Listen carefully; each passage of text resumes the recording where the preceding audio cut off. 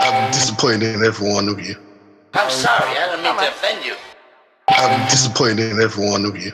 I kiss you on the mouth. No, I'm not cool with that. I'm sorry. One more time. I'm disappointed in every one of you. I mean, I'm dealing with degenerate animals. I'm disappointed in every one of you.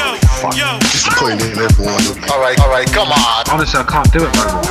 I'm disappointed in every one of you. Let me tell you why. It's gonna be all right, Nicky. Go ahead, shoot. He just killed a fucking man. What are you going to do about it? Yeah, because you got nothing. You don't got a thing. Yeah, because you got nothing. You got nothing. I want to get out. I want to get out of this rat hole. I want to get online. I need BDA boxing.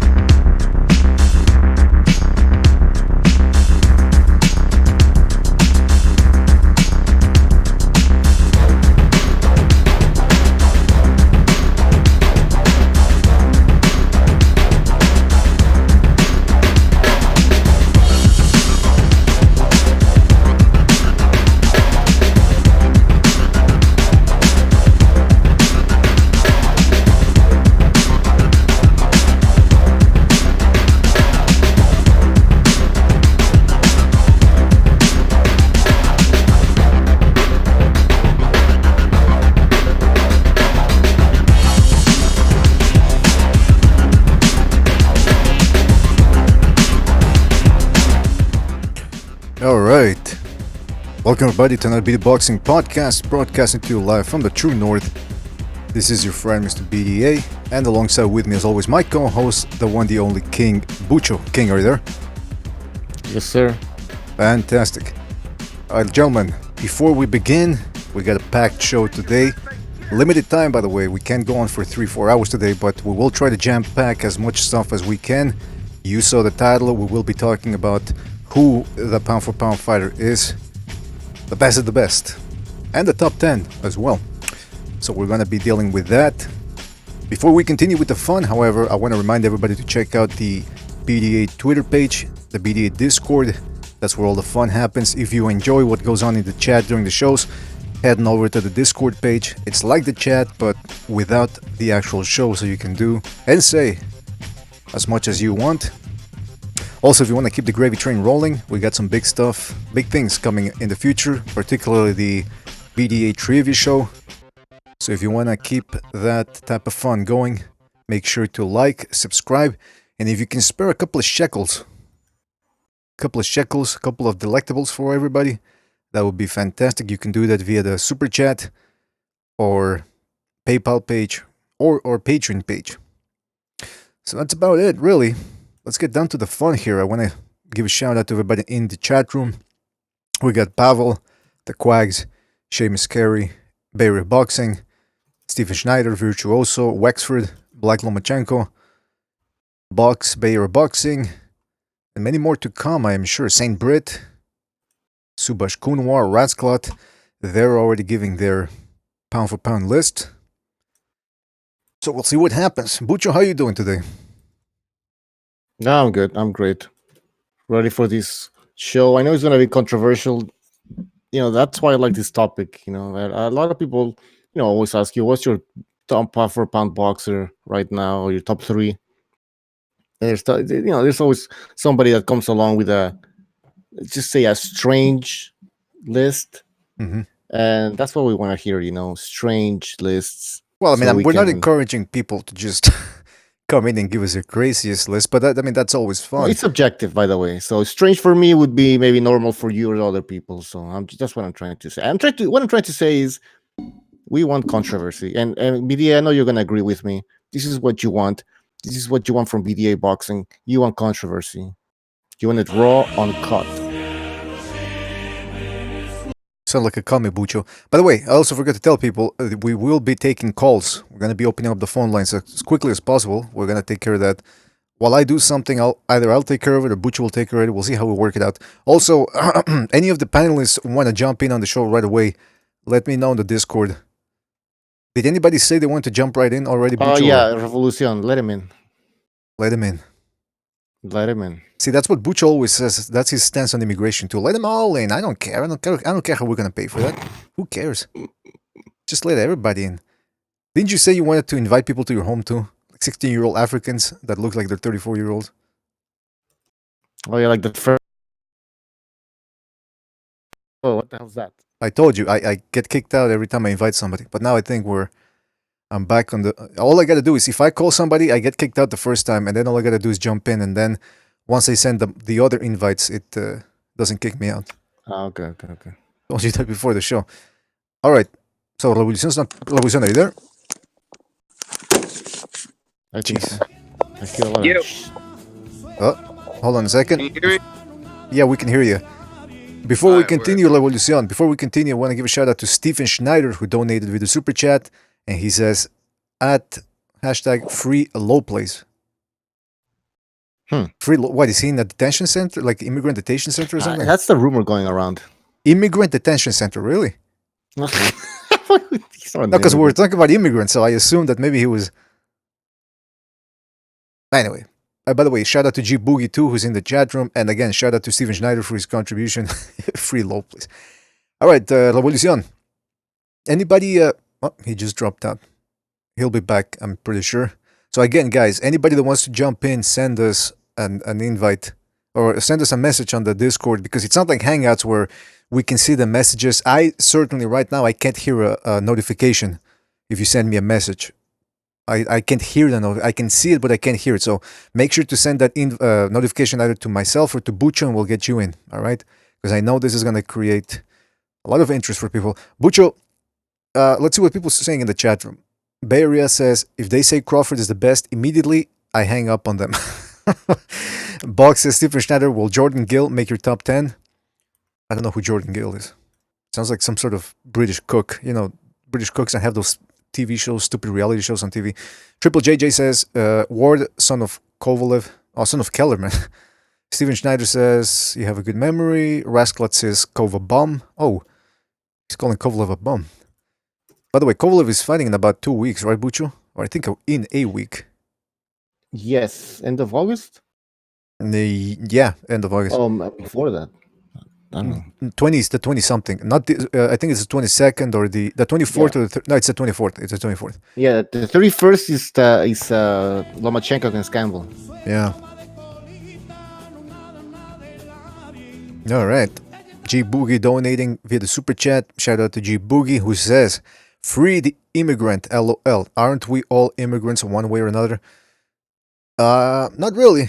I'm an immigrant in everywhere I go, because I have been blessed with the word of Christ, and there's a lot of evil out there. A lot of evil, and anywhere you go where there's evil, they don't consider you a fellow citizen. They will not invite you into their homes to break bread with you. So, no, I actually do consider myself an immigrant, but also a eternal son of the earth.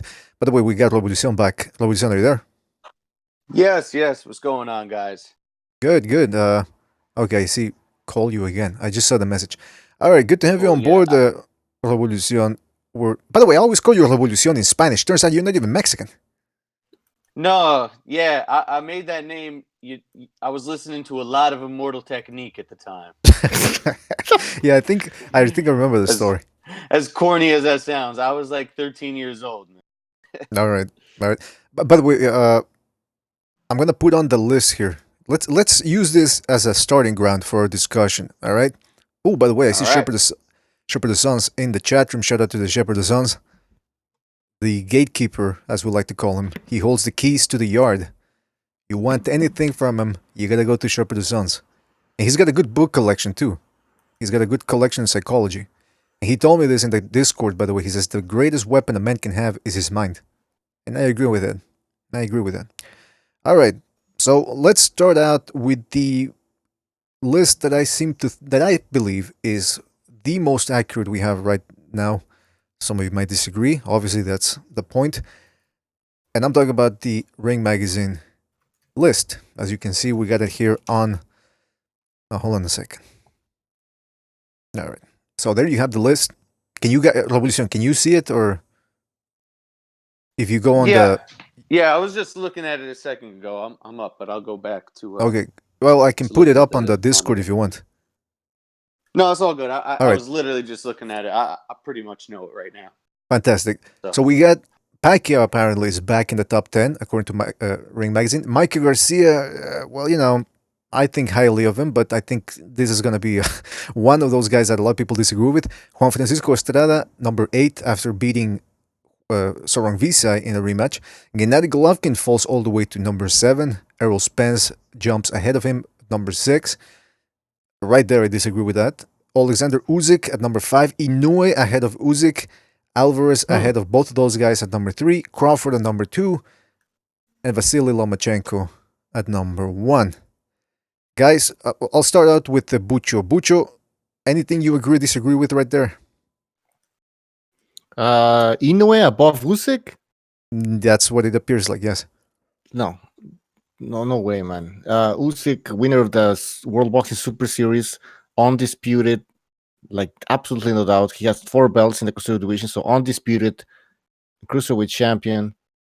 He fought away from home most of the times. So he fought in Latvia, he fought in Russia.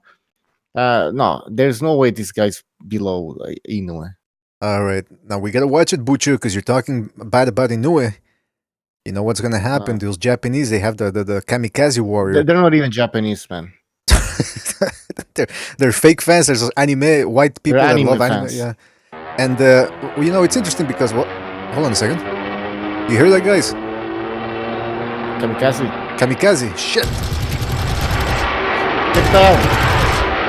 All right, we're not gonna go into that today, but yeah, those Japanese, you never know when they're gonna Pearl Harbor us the way they did a couple of weeks ago. Remember that? They ambushed us. So okay, so I disagree with the Inoue too above Usyk. I mean, first of all, let me get Revolucion. Revolucion, what do you think about that? I think that's the strongest point of contention right there. Yeah, I'm agreeing with that too. Usyk definitely over Inoue. I would also say over Canelo. I got him number 2 on my list. My number 1 and 2 is Lomachenko and Usyk. Okay, so you still got Lomachenko number 1. Yeah. Okay, so yeah, I agree with that. Because let's unpack this. Let's just unpack it real quick. Okay, Usyk has beaten. Who was the guy he beat before Brady's? By the way, I always forget his name. Mike Hunter? No, Glowacki. No, Glowacki. Was it Glowacki? People are gonna give us the answer. Guy. Yeah. Yes. No. It was some other. It wasn't. Check the chat. Somebody knows in the chat. I'm checking the record. Glowacki. Yes. Marco Hawk. Okay, so Glowacki was before that. Mukunu, Hunter. Then he beat Hawk. Good fighter. Stopped him, by the way. Maris Bradis was a tough fight, but he pulled through. Murad Gassiev, undefeated power puncher, beat him, won virtually every round except for the one where he got hurt in. And even then, you could have given him that round. And then he beats Tony Bellew, gets a couple of tough rounds in there, but ends up knocking him out, which is what counts, right? That's what people say about Deontay Wilder, that he always gets the win, that he always gets the knockout. Yeah, that's what matters, right? Yes. Now, Inoue, it gets more complicated because most of the guys at the lower weight divisions, let's face it, we don't pay that much attention to them, or as much attention as we pay to guys in the higher weight divisions. Still, with Usyk, we go back to 2016 when he beat Glowacki. Okay, so that's 2016. If you go back before that with Inoue, he has the win over Adrian Hernandez, which some Inoue fans were telling me is the best win, one of the best wins in his resume. All right. He also had Taguchi before that, but they were both unproven, so we can't necessarily give him pound for pound points for that because they were both on. It's not like it's like as if two prospects fight each other and then they both go on to do great things, and you go, oh well, you see, you can add that to the pound for pound. Not really, because at the moment they fought each other, they were just prospects. David Carmona, he ended up giving what's his name, Cuadras a good fight, but then he ended up losing 2 times, so he's not really that great a fighter either. Jamie McDonald, I give Inoue credit for knocking out McDonald and Payano in under 2 rounds. There were stoppages in the first round. Rodriguez remains his best win, but even though we might not know who these guys are, some of the guys he beat, Hernandez never went on to do great things, and he wasn't really that great. Narvaez was an old fighter, skilled, okay, and I can appreciate the way Inoue took him out. I don't know if any other fighters at that time could have taken Narvaez out the way Inoue did, so I give him props for that. But then Nieves, McDonald, Payano, good fighters, but pound for pound, top 10, top 5 in their divisions. Emmanuel Rodriguez, that was his best win. But I can't give him that spot over Usyk. Because let me make a point about this. Yes, please. I mean, how much credence to the pound for pound list do you guys grant the WBSS tournament? Because I think that's a really impressive feat to achieve in this day and age. And Usyk has completed it, and I think that's a big point for him. Inouye's in it right now, and if he beats Donaire down the line, I could see him maybe going up above Usyk, possibly. Mm-hmm. But as of right now, he's still competing in the tournament. He's still unproven compared to Usyk in that sense. But so that's one thing that edges it out for me. I have to say, though, with Inoue, even if he wins this 118-pound tournament, it still feels incomplete to me because of the fact that Tete pulled out, so we didn't get that resolution, or we haven't gotten it yet. And also the fact that Donaire, when he beat Burnett, that was Burnett fucking pulled a groin muscle. I mean, yeah. Well, Tete pulled out on Donaire's side, first of all. So, in the semifinals to that, Inoue still had to face his guy. So, it didn't really affect him in that sense. And now he's still facing Donaire, so it's good competition. It's not like he got the easy pass like Donaire did against Stephen Young, in a sense. I know, but what I'm saying is... that, and he can still face Tete down the line. Yeah, but that's a big if. What I'm saying is when you compare him to what Usyk did, which he did fight, nobody pulled out of that fight. Nobody pulled a Ron Jeremy by pulling out. Yeah. He fought everybody. Inoue, though, Tete got dropped out of there. Donaire didn't even really win. I mean, he won. The other guy pulled out, couldn't continue. That's a win, but he didn't do it. And by the way, I Am Lefty says that was a body shot BDA. I saw that body shot, but we can't say for certainty that there was a body shot that did it.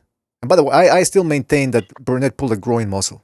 I think that was the main problem right there. It was his back, right?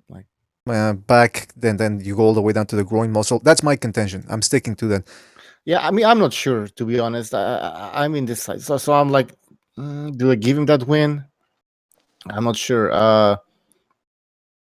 But you're right. I mean, then didn't he fight Tete? He fought this other guy, right? Like you're saying, the American guy. He was ranked number 3 by the WBA. Mm-hmm. How good was he? He was a smaller guy with not a lot of power, it seems. So, I don't know. And by the way, we're talking about we're asking ourselves what the importance of the World Boxing Super Series is. And it is important, and obviously, especially depending on who you have on the tournament, right? And when Usyk fought in that cruiserweight World Boxing Super Series tournament, it was packed with some of the best fighters. The only guy that was missing, I think, was the other Russian guy. What's his name?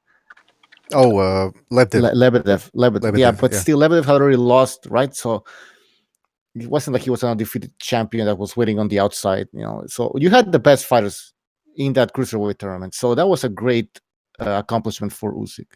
That's right. And I'll tell you this much right now as well. Josh Taylor is fighting some real killers right now. He fought Miguel Vasquez. Okay, not a puncher, but he did stop the guy.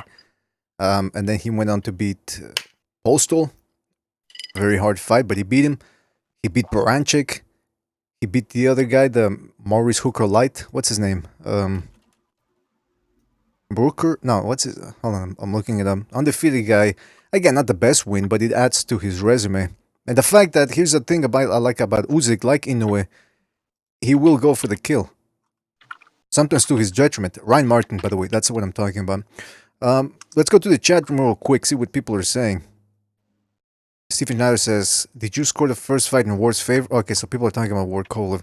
Rascal says, Andrade is clearly pound for pound. His last performance was a masterclass performance. Right, I gotta disagree with you, Rascal, right there. Because for me, a pound for pound performance is not just about defensively, defense moved. To me, it's you gotta add some offense into it, and Andrade was pretty predictable with his offense. Yes, his defense was great. I was very impressed that he was able to shut Sulensky down. But I'm not convinced yet with and first of all, that Andrade's resume is not it's pretty thin compared to some of the other guys we have in there. Saint Britt says Ward has to be the worst fighter in recent history. Jonathan Vickland says Canelo get the best from fight 1 and definitely beat Triple G bad in the second fight. Triple G best go back to fighting the roles of the world. All right, so again, that statement, a bit of trolling right there. We're trying to get some serious people here. But then again, hey, it's subjective. Hey, if you want to say that, you can say that. Bayra Boxes, Canelo lost the first fight. Clearly, getting racial in there. Chat room's getting racial, and there's nothing I can do to stop it. It's like, you know what it is, guys? It's like when you watch those documentaries where the turtles are born and they have to make it to the sea, and they're getting picked off by the seagulls, and you can't intervene because it's nature's way. Same thing with the chat room. We cannot intervene, right, Bucho? Absolutely, we can only observe. By the way, I can't log into Block Talk. That's fucking weird. Really?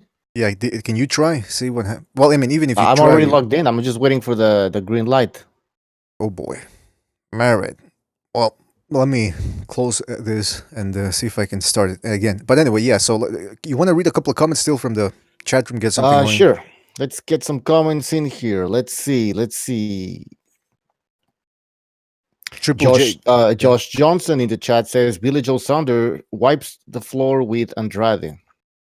By the way, if some people of you, if you didn't read the news recently, Billy Joe Saunders is now signed with Mushroom Boxing, so he will be fighting on Sky Sports and the Zone. So this is very exciting news. By the way, let's just talk a little bit about that before I get to the comments again. Oh, by the way, official boxing scorecard. Thank you for your contribution. Okay, he says Jonathan Vickland, suck a dick, you little bitch. If you don't want to have a debate, then stop tagging me. Shout out to the whole panel. Who's Jonathan Vickland? What are you talking about? He's the one that said that Triple G's he got beat up in the second fight and Cody lost the first fight. No. He didn't get beat up. That was a close fight.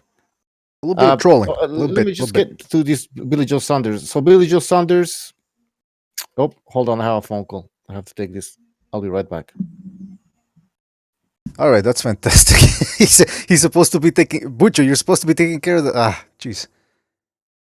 Can't do two things at the same time. Well, actually, I can, but it's pretty difficult. Anyway, he wanted to talk about Billy Joe Saunders. Okay, Subash Kunwar saying Clownello versus Billy Ho is a battle of the gingers. Revolucion, that's a good fucking title for a fight. The Battle of the Gingers, why not? Yeah, Battle of the Gingers, huh? Me versus who? Who else in the chat is a ginger? Hey, you know what? You could be the first ever. You could, you know, they're trying to start that whole thing about gender equality. You could be a ring boy for that one. Keep the theme going. Excuse me? Yeah, you could be you obviously you have to shave. A little bit of a. Hey, yeah. Hey, listen to me. So sorry, I'm back. BDA, listen to me. I'm Watch listening. your fucking mouth. Watch your fucking mouth. He's trying to get the thing to go off. What's it called, BDA? The penalty thing.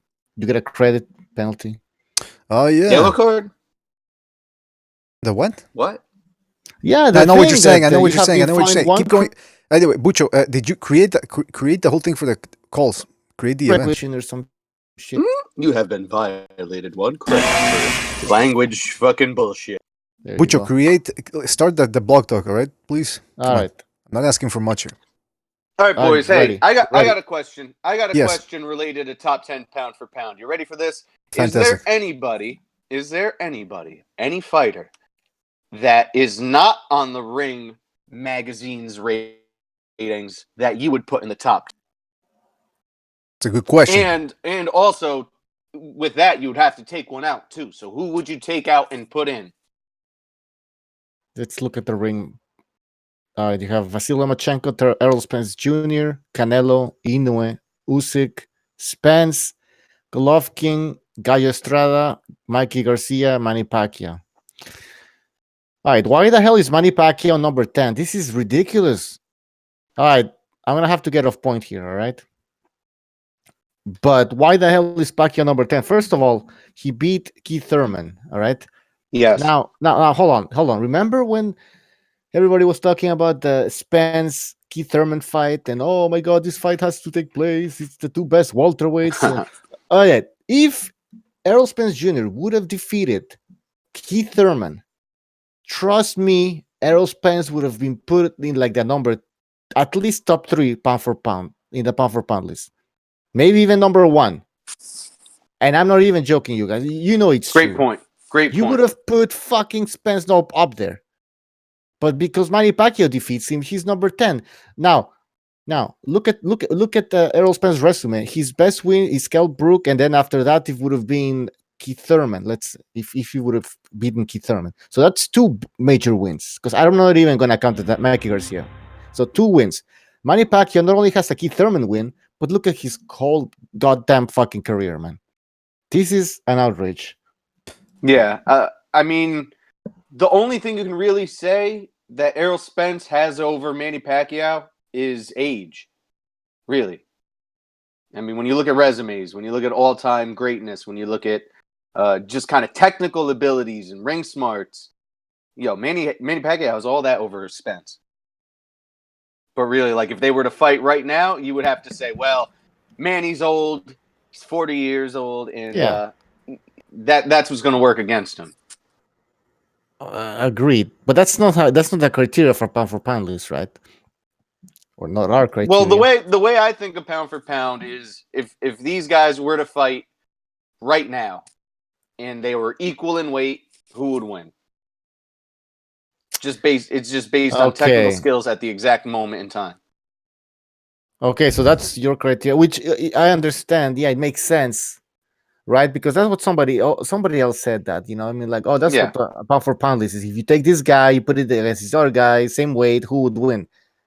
And but also, then taking into consideration too, like, on their best night in this day and age, at the best of their abilities. So you can't say, well, the guy is, unreliable or whatnot.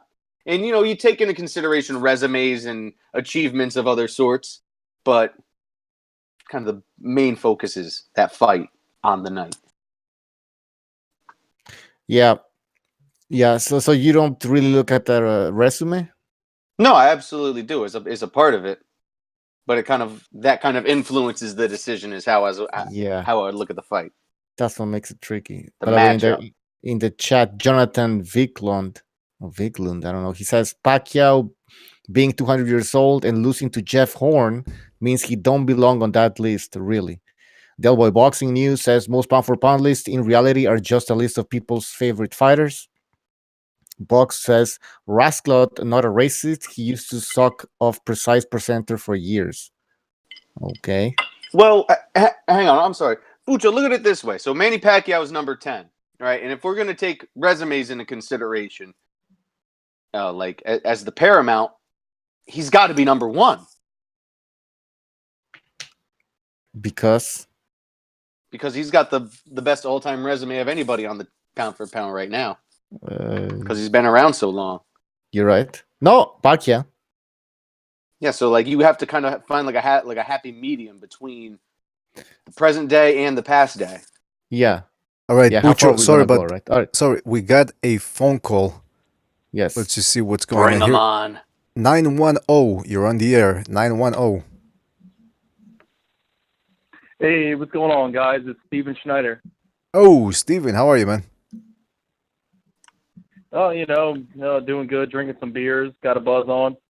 Nice. Hell yeah, brother. I need a buzz. Yeah, I just called, obviously, to give my my top 5. I got top 10 here listed, so I'm not fumbling. But yeah, my top 5: Usyk 1, Loma 2, Canelo. I hate the ginger, but he's 3. 4, I got Joshua. I'm probably gonna get some shit for that, but I can explain. 5, I have Triple G. Probably gonna get some shit for that, maybe even. But and then I'll go through 6 through 10 is Strada. Then I got Crawford. Then I got Inoue. Then I got Jose Ramirez, and I'm probably gonna get some shit for that. But he beat Hooker, Zepeda, Roscoe, a lot of undefeated fighters. And then I got 10 is Spence. I'm going to give him shit for that, but that motherfucker's resume is trash. Not trash, but it's not that great. All right, but you put Pacquiao, Joshua. Though, when I made this list, y'all started talking about Manny Pacquiao. Manny Pacquiao is pound for pound number one always in my eyes. I didn't put him on this list because he can probably get Social Security, but I just, with the monsters like Spence and everything, I don't know. Could he beat him? Maybe, but I just think Manny Pacquiao is on another level. He's on his own fucking list. Well, but, yeah, let me just make this point. Can I make a little quick point? Hypothetically, Oh, go for it, yeah. So Manny Pacquiao, he's number one pound for pound of all time, in a sense. He's one of the all-time greats. He's going to be a Hall of Famer, no doubt.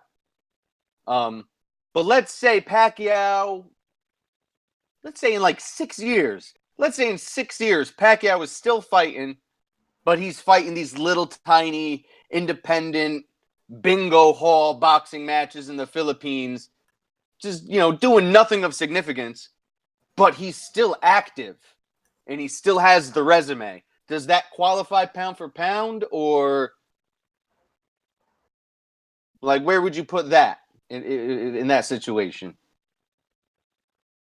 Yeah, like I just respect him more than any other fighter still fighting today. And I mean, as far as a fan and as someone that respects him immensely. All right, first, somebody had said it. I forget who it was earlier, but they were like, "Are we including resumes?" Now, if you include resumes, Manny Pacquiao is by far number one. Holy yeah, shit. 100%, 100%.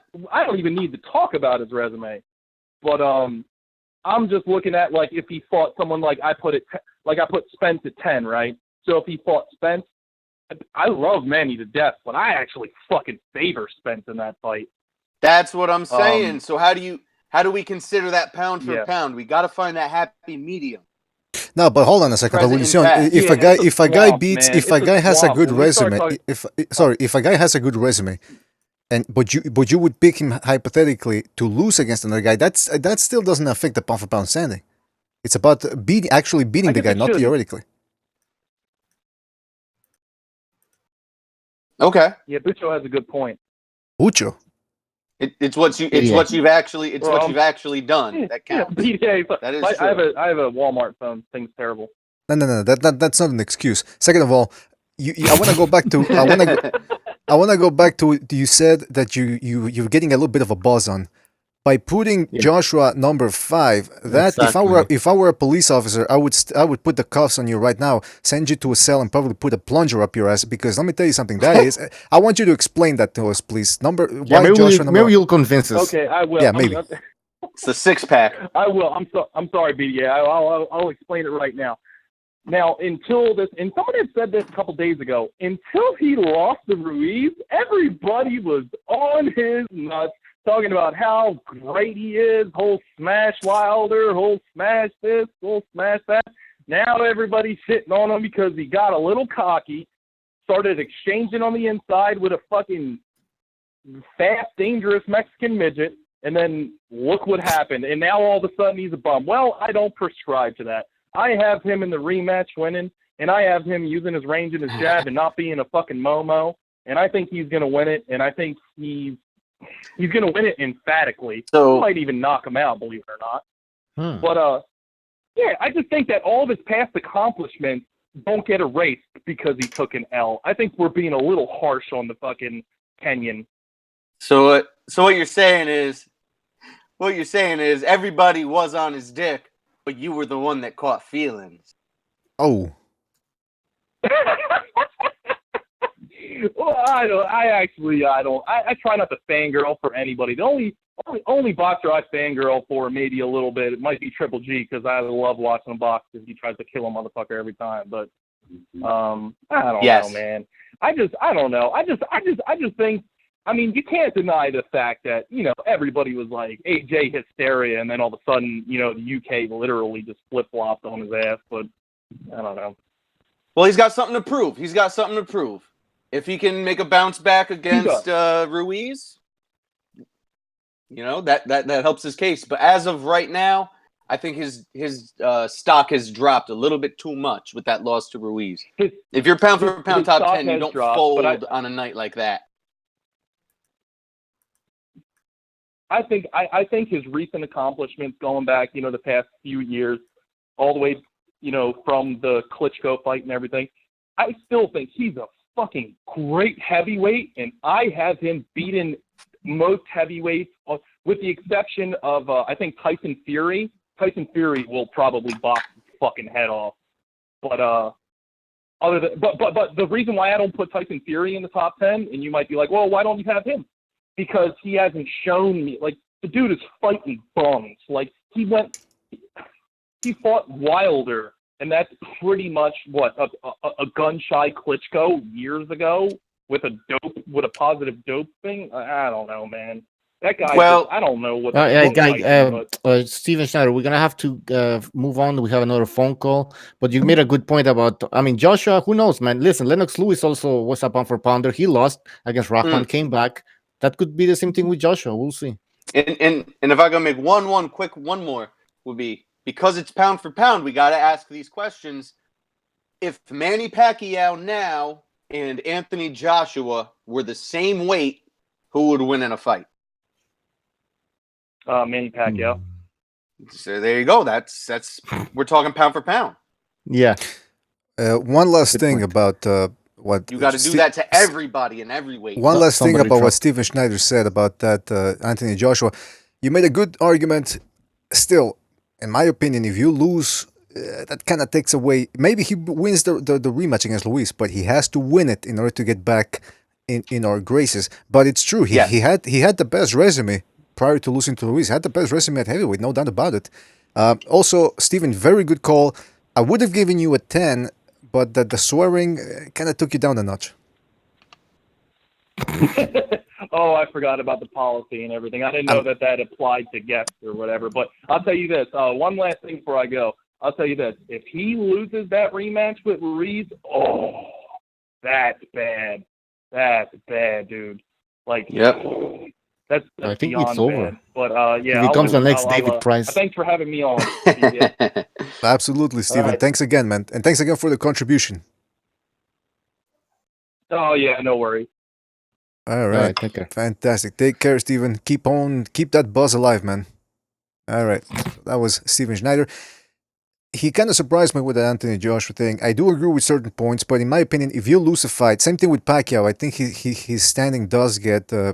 He does drop off a little bit because of the loss to Jeff Horn. But Butcher, you brought up that good point, man. If Errol Spence would have beaten Keith Thurman, even after the 1-year layoff that Keith Thurman had, you would see a lot of people, and I think you know who we're talking about, Afro-Americans who aren't necessarily boxing fans. Yeah. Would be. Some of them already have Spence as number one. And trust me, more people are gonna have him number one if he beats Sean Porter. Now imagine if he would have defeated Keith Thurman.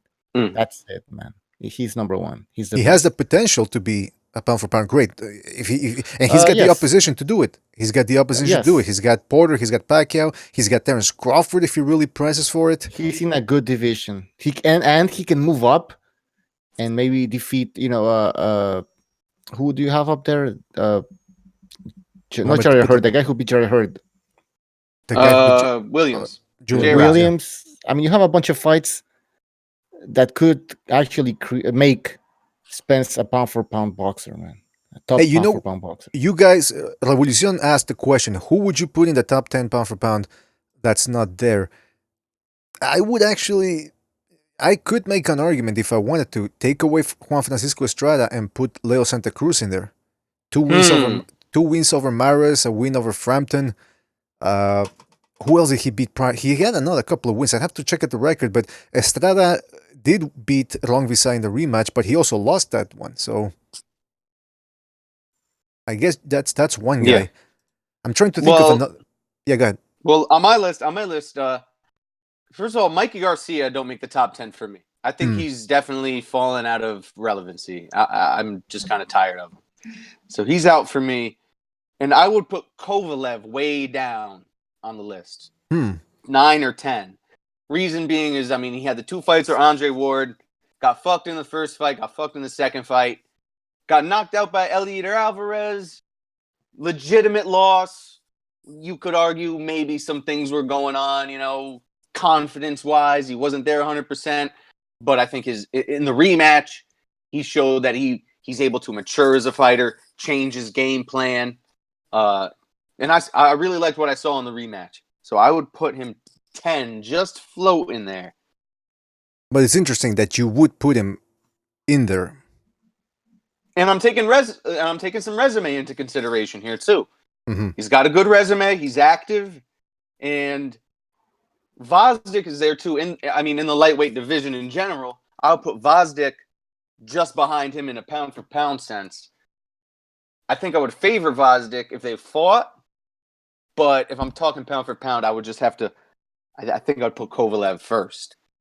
And by the way, talking about Kovalev, Jonathan in the chat says Yard is just another Kimbo slice. Bad joke of a fighter. That's a good point. You're more like a Dada 5000, man. Don't fucking disgrace Kimbo like that. Chris K, thank you for the contribution. He says pound for pound weight cutters, Munguia and Callum Smith. Yeah. Oof. All right. Yeah, Shout man. out to Holy Chris shit. K in the chat room. And by the way, Walter Morrison doesn't like the fact that I might have Santa Cruz in the top 10. I think he's got a pretty good resume, man. I mean, he didn't beat any real solid he was solid opposition. He wasn't top 10, let's face it. Some top 10 guys in there. He beat Eric Morel. He beat Alexander Munoz, who at the time was a big puncher. Victor Terrazas was a nice little tough fighter. Cesar Seda, tough southpaw Puerto Rican. I'm not going to use the S word, but he was very mobile. Christian Mijares, Abner Mares, barely lost a round against those guys. Stopped Kiko Martinez, then again, which top fighter hasn't? Then he had a little bump against Cole Frampton, but he ended up beating Frampton even more decisively than Frampton beat him in the first fight. And then he had another win over Abner Mares, and then a very good win over a tougher fight than expected against Rafael Oliveira. But that's a pretty you gotta take consistency and volume into consideration too. Obviously, it's not as let's face the fact, as erotic a win as a Sorong Visay fight. But I think the resume is pretty good. Now, Walter Morrison says he's not that skilled, but it's not just about... First of all, he does have skill because he outboxed Frampton. I don't think there's many guys that can do that. And second of all, it's about volume too. It's about what you actually do. Maidana wasn't the most skilled guy in the ring, but he put 2 and 2 together and he was able to beat a bunch of guys that were better skilled than him. So, again, it's not necessarily about the skills. This whole skills pay the bills crowd, I don't know. Hey, and you know what too? You know who doesn't agree with the skills pay the bills all the time? Stu Little. And Stu Little is a big fan of a certain fighter. You brought up Leah Santa Cruz. When I was making this list, I was trying to think of somebody on the outskirts, maybe a name some people aren't thinking of. I thought of Josh Warrington, who he was very high on at the end of 2018. Yes. I think he might be floating top 15 right now. Well, you know what? You remember Stu had him fight of the year. That was his pick. That's what I'm saying. And I admit, I got to go back and watch a few more fights from Josh Warrington. I got to get a little more acquainted with him and his resume before I make a good decision. But I know Stu spoke very highly of him, so I got my eye on him for this top pound for pound. Well, as a matter of fact, the bottom, I put Spence number 10. I think his resume is pretty thin since beating Brook. That's what it's been 2 years. So I look, my number 10 is either Spence or Josh Warrington, but that's a big question mark for me. I gotta do a little more research. Well, let's take a look at the Warrington's. His record, pretty good. He beat Amagasa. Remember the guy that gave Rigondeaux hell? Yep. He beat Martinez, majority decision. So I don't remember that fight. I don't know if it was that close or not. Beat Lee Selby by split decision, but I thought he won that fight handily. Then he beat Carl Frampton in an upset. Then he beat Kid Galahad. I know they're not the most clean performances. They're pretty good performances against top solid guys. Yeah, and he's got a great work rate. You got to take the eye test into consideration too. You know, I what I've seen, the few highlights I've seen of him, I like what I see. He's not a knockout puncher, but he definitely is a volume puncher. And with a little more to his resume, and I think he's got good potential too. He's got really good upside. Mm-hmm.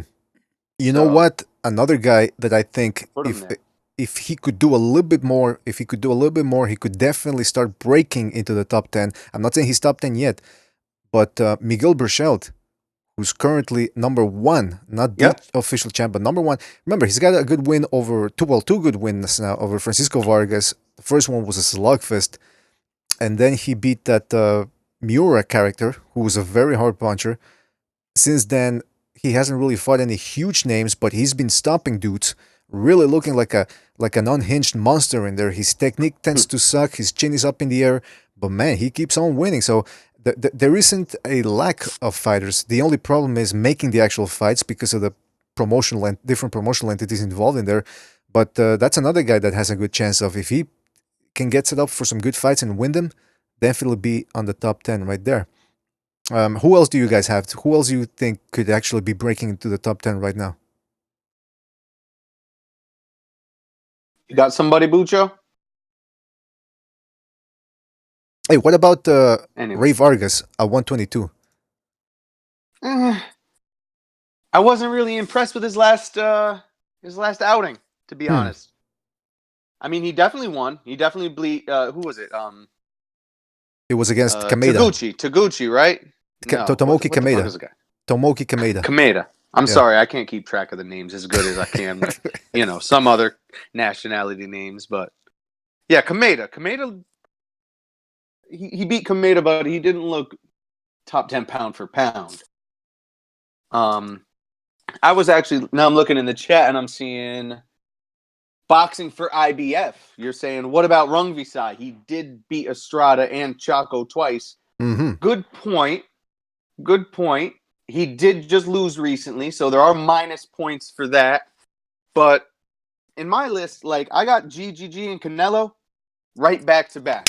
Because how I see it is they're in they're going back and forth. They're in a 2 for 3 in a sense. There has to be that third fight made, so they're neck and neck. Right. So when I'm making this pound for pound, I put GGG. I got to put Canelo right after him. Because I've seen them fight, and they're like yin and yang, man. They're like equal. Yeah, they're still connected, is what you're saying.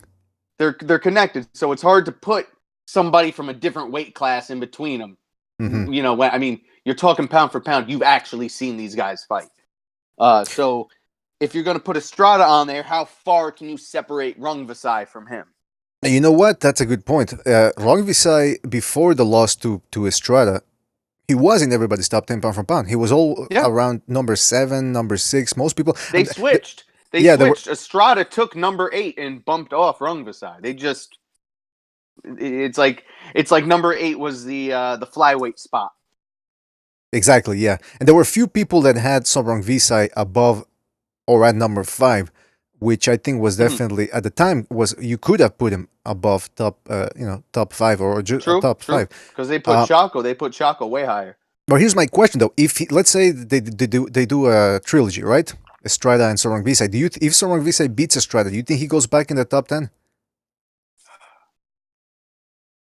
Yeah, and I think he would get a little bump, even maybe back up to that number 5 because, I put some value in that comeback aspect. You beat him, you are the older fighter. You beat him, then you lost, and then you were able to beat him, make an adjustment for the next fight, and ultimately win the trilogy. Kind of like how I gave Kovalev a lot of credence for bouncing back from the knockout against Alvarez, switching the style with the Buddy McGirt, a little more tactical work behind the jab kind of principle. I gave him credit for that. So I would give Rungvisai credit. But they're neck and neck. They're neck and neck, man. That second fight, man, against Estrada, I'm still not sure what the hell happened there for Rungvisai. Yeah, bad planning. He was switching the stances, and one thing I noticed is dudes that do either like kickboxing or the Muay Thai, they're a little bit better adept with the switching of stances. Because I've done martial arts, I've worked roundhouse kick exercises where you throw the kick and then you drop the leg down and now you're in the other stance. So you throw the other leg kick and you drop down and you just keep switching stances and throwing kicks. So I've seen what the fuck is his name? He fought Mikey Garcia. What's his name? Sergey Limpinets. Lipinets, yeah. Lipinets is good at switching stances. But just for Rungvisai, he tried it and it just didn't work. I don't know. Something just came apart. That fight, if ever there was a fight where I go, okay, the fight was fixed, or somebody went to talk to this guy prior to that was he switched to righty, gave up his advantage, which was the southpaw stance, which had given Estrada trouble in the first fight, and he seemed to be. I know he's got a good chin. I know he's always had a good chin, Sorong Visa, but he was just getting tagged and he didn't seem to care, and it was just there was something very bizarre there. Hopefully they do a third fight. They should do a third fight because there's. After I saw that fight, I knew Srisaket needed a new trainer, and I imagined it right there. The odd couple of boxer and trainer would be Srisaket Sorong Visa and Floyd Mayweather Sr. It would be amazing.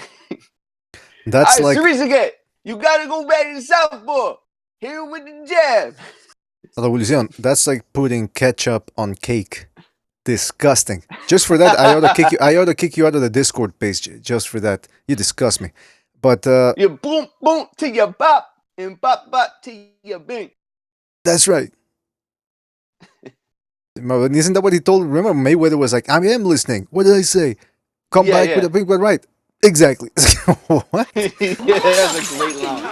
Boom, boom, bop, then bing, or something. You know what? Another guy that I thought.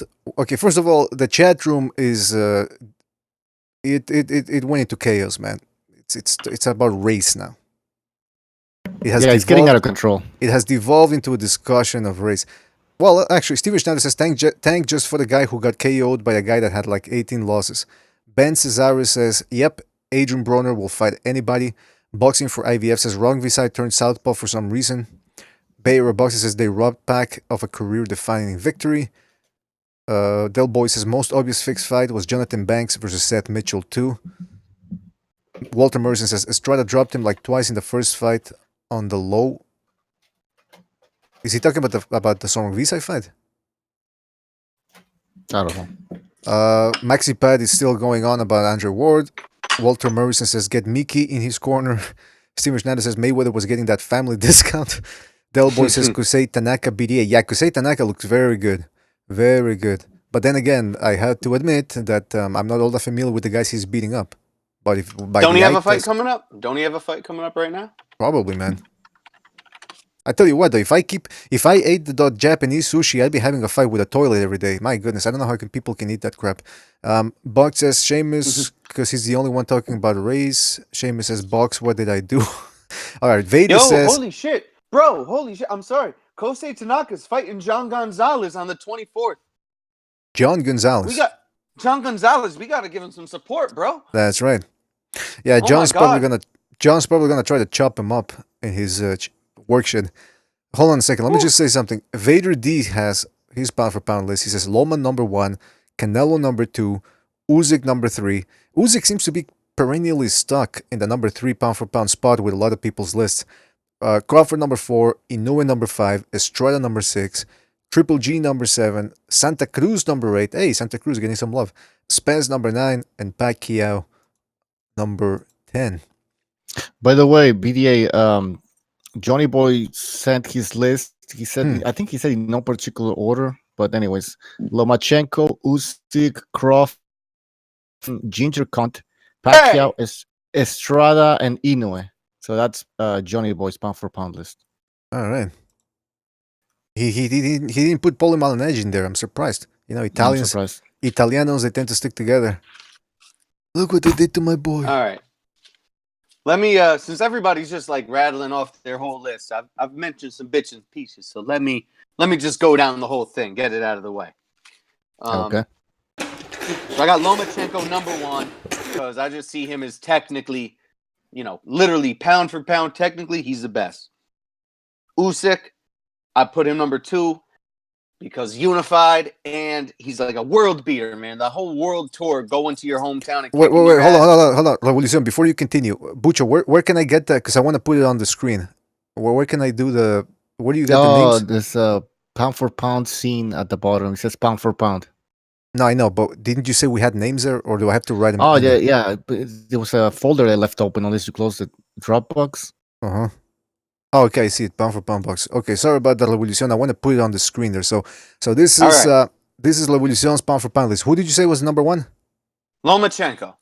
Lomachenko. All right, Lomachenko, because just on the eye test, watching him, he's the best. If he was any weight, I think he could beat anybody right now. Technically the best. Technically Usyk. the best. All right. Usyk, And he's white. And he's white.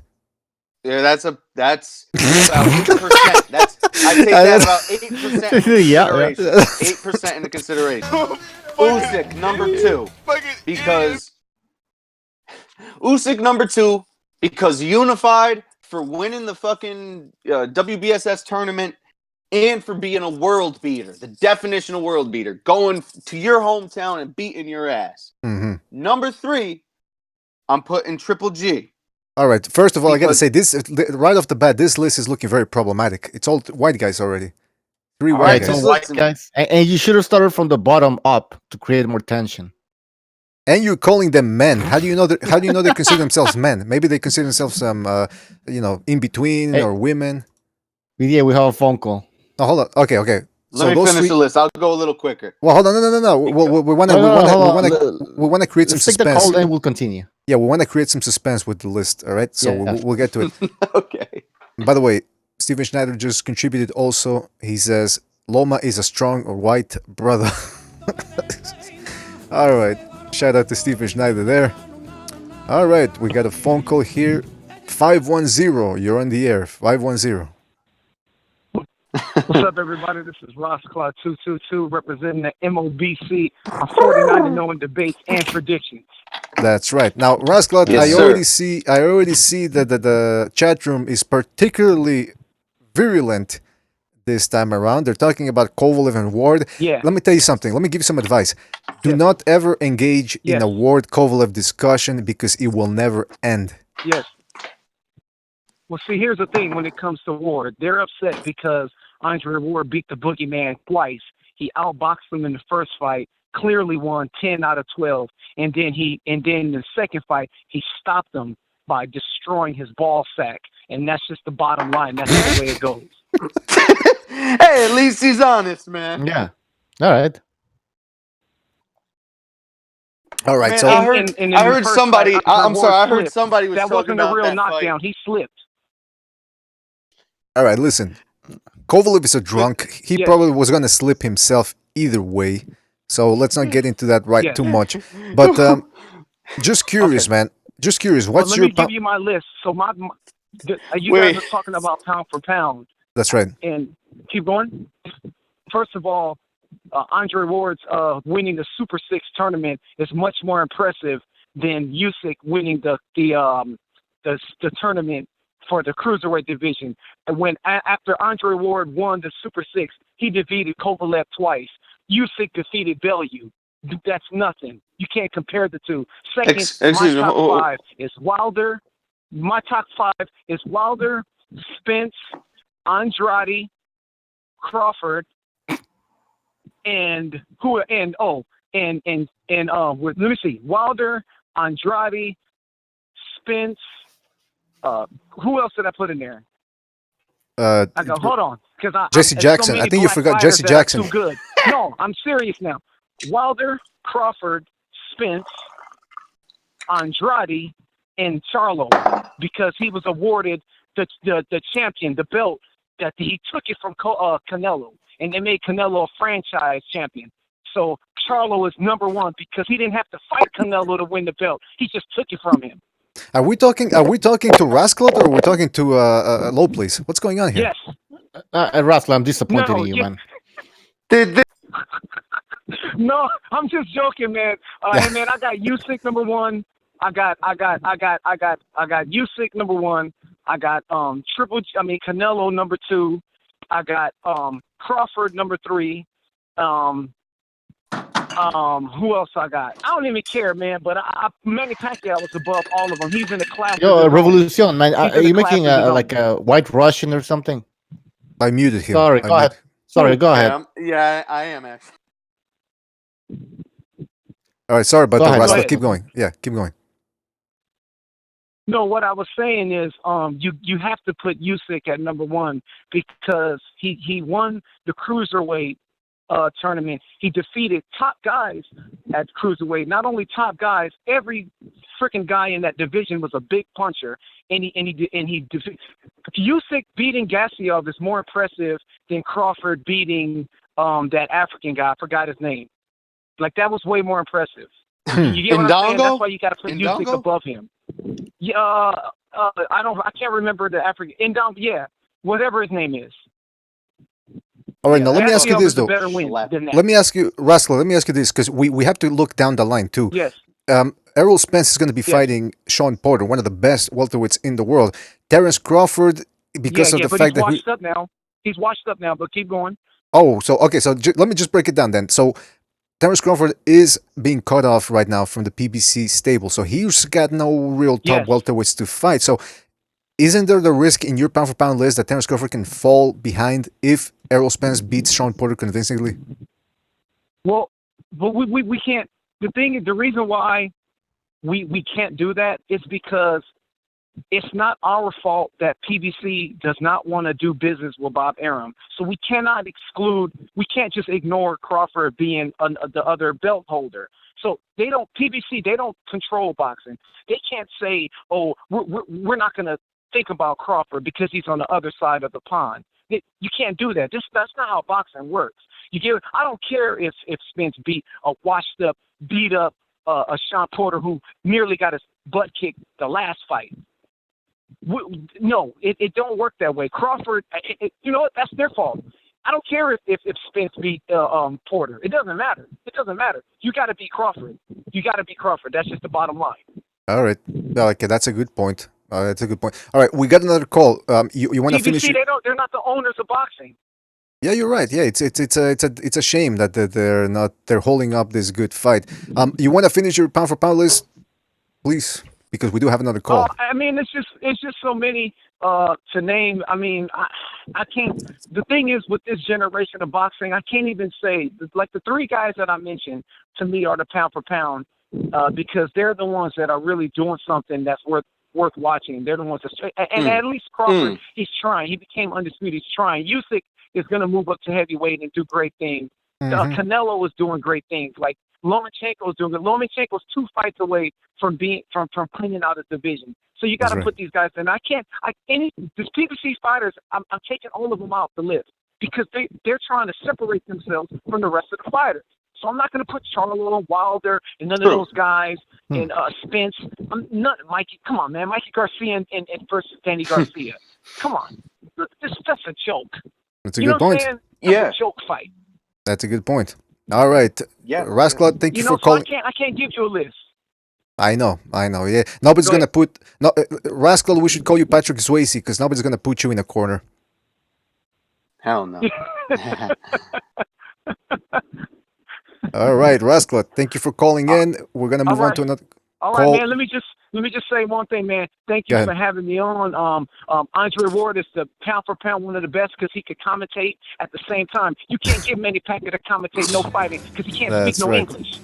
All right. Hey, Rascal, who did you say you was representing? What mob? Mob what? Oh, he dropped. All right, he dropped. All right, let's next phone call. Take all right. Yeah, 805. You're on the air. 805. Hey, what's up, BDA family? This is Mike Stott. Long time, no talk. That's right. Long time, no talk. I've been busy with work. That's why I haven't been able to, I guess. But you guys go early since you guys are East Coasters, so. Oh yeah, that's true. Europe, we try to please the UK fan base, so. But wait a minute, you guys over there in the West Coast, whenever you have an ESPN fight and they started at 1 a.m., we gotta stay up over here 1 in the morning to watch a fight that takes place at 5 p.m. over there. Come on, you got the best deal, if you ask me. Yeah, goes both ways. Yeah, bitch. it's true. It evens out. Podcasts come on early. The fights come on late. That's right. Although I will say this podcast is more entertaining than the ESPN fight.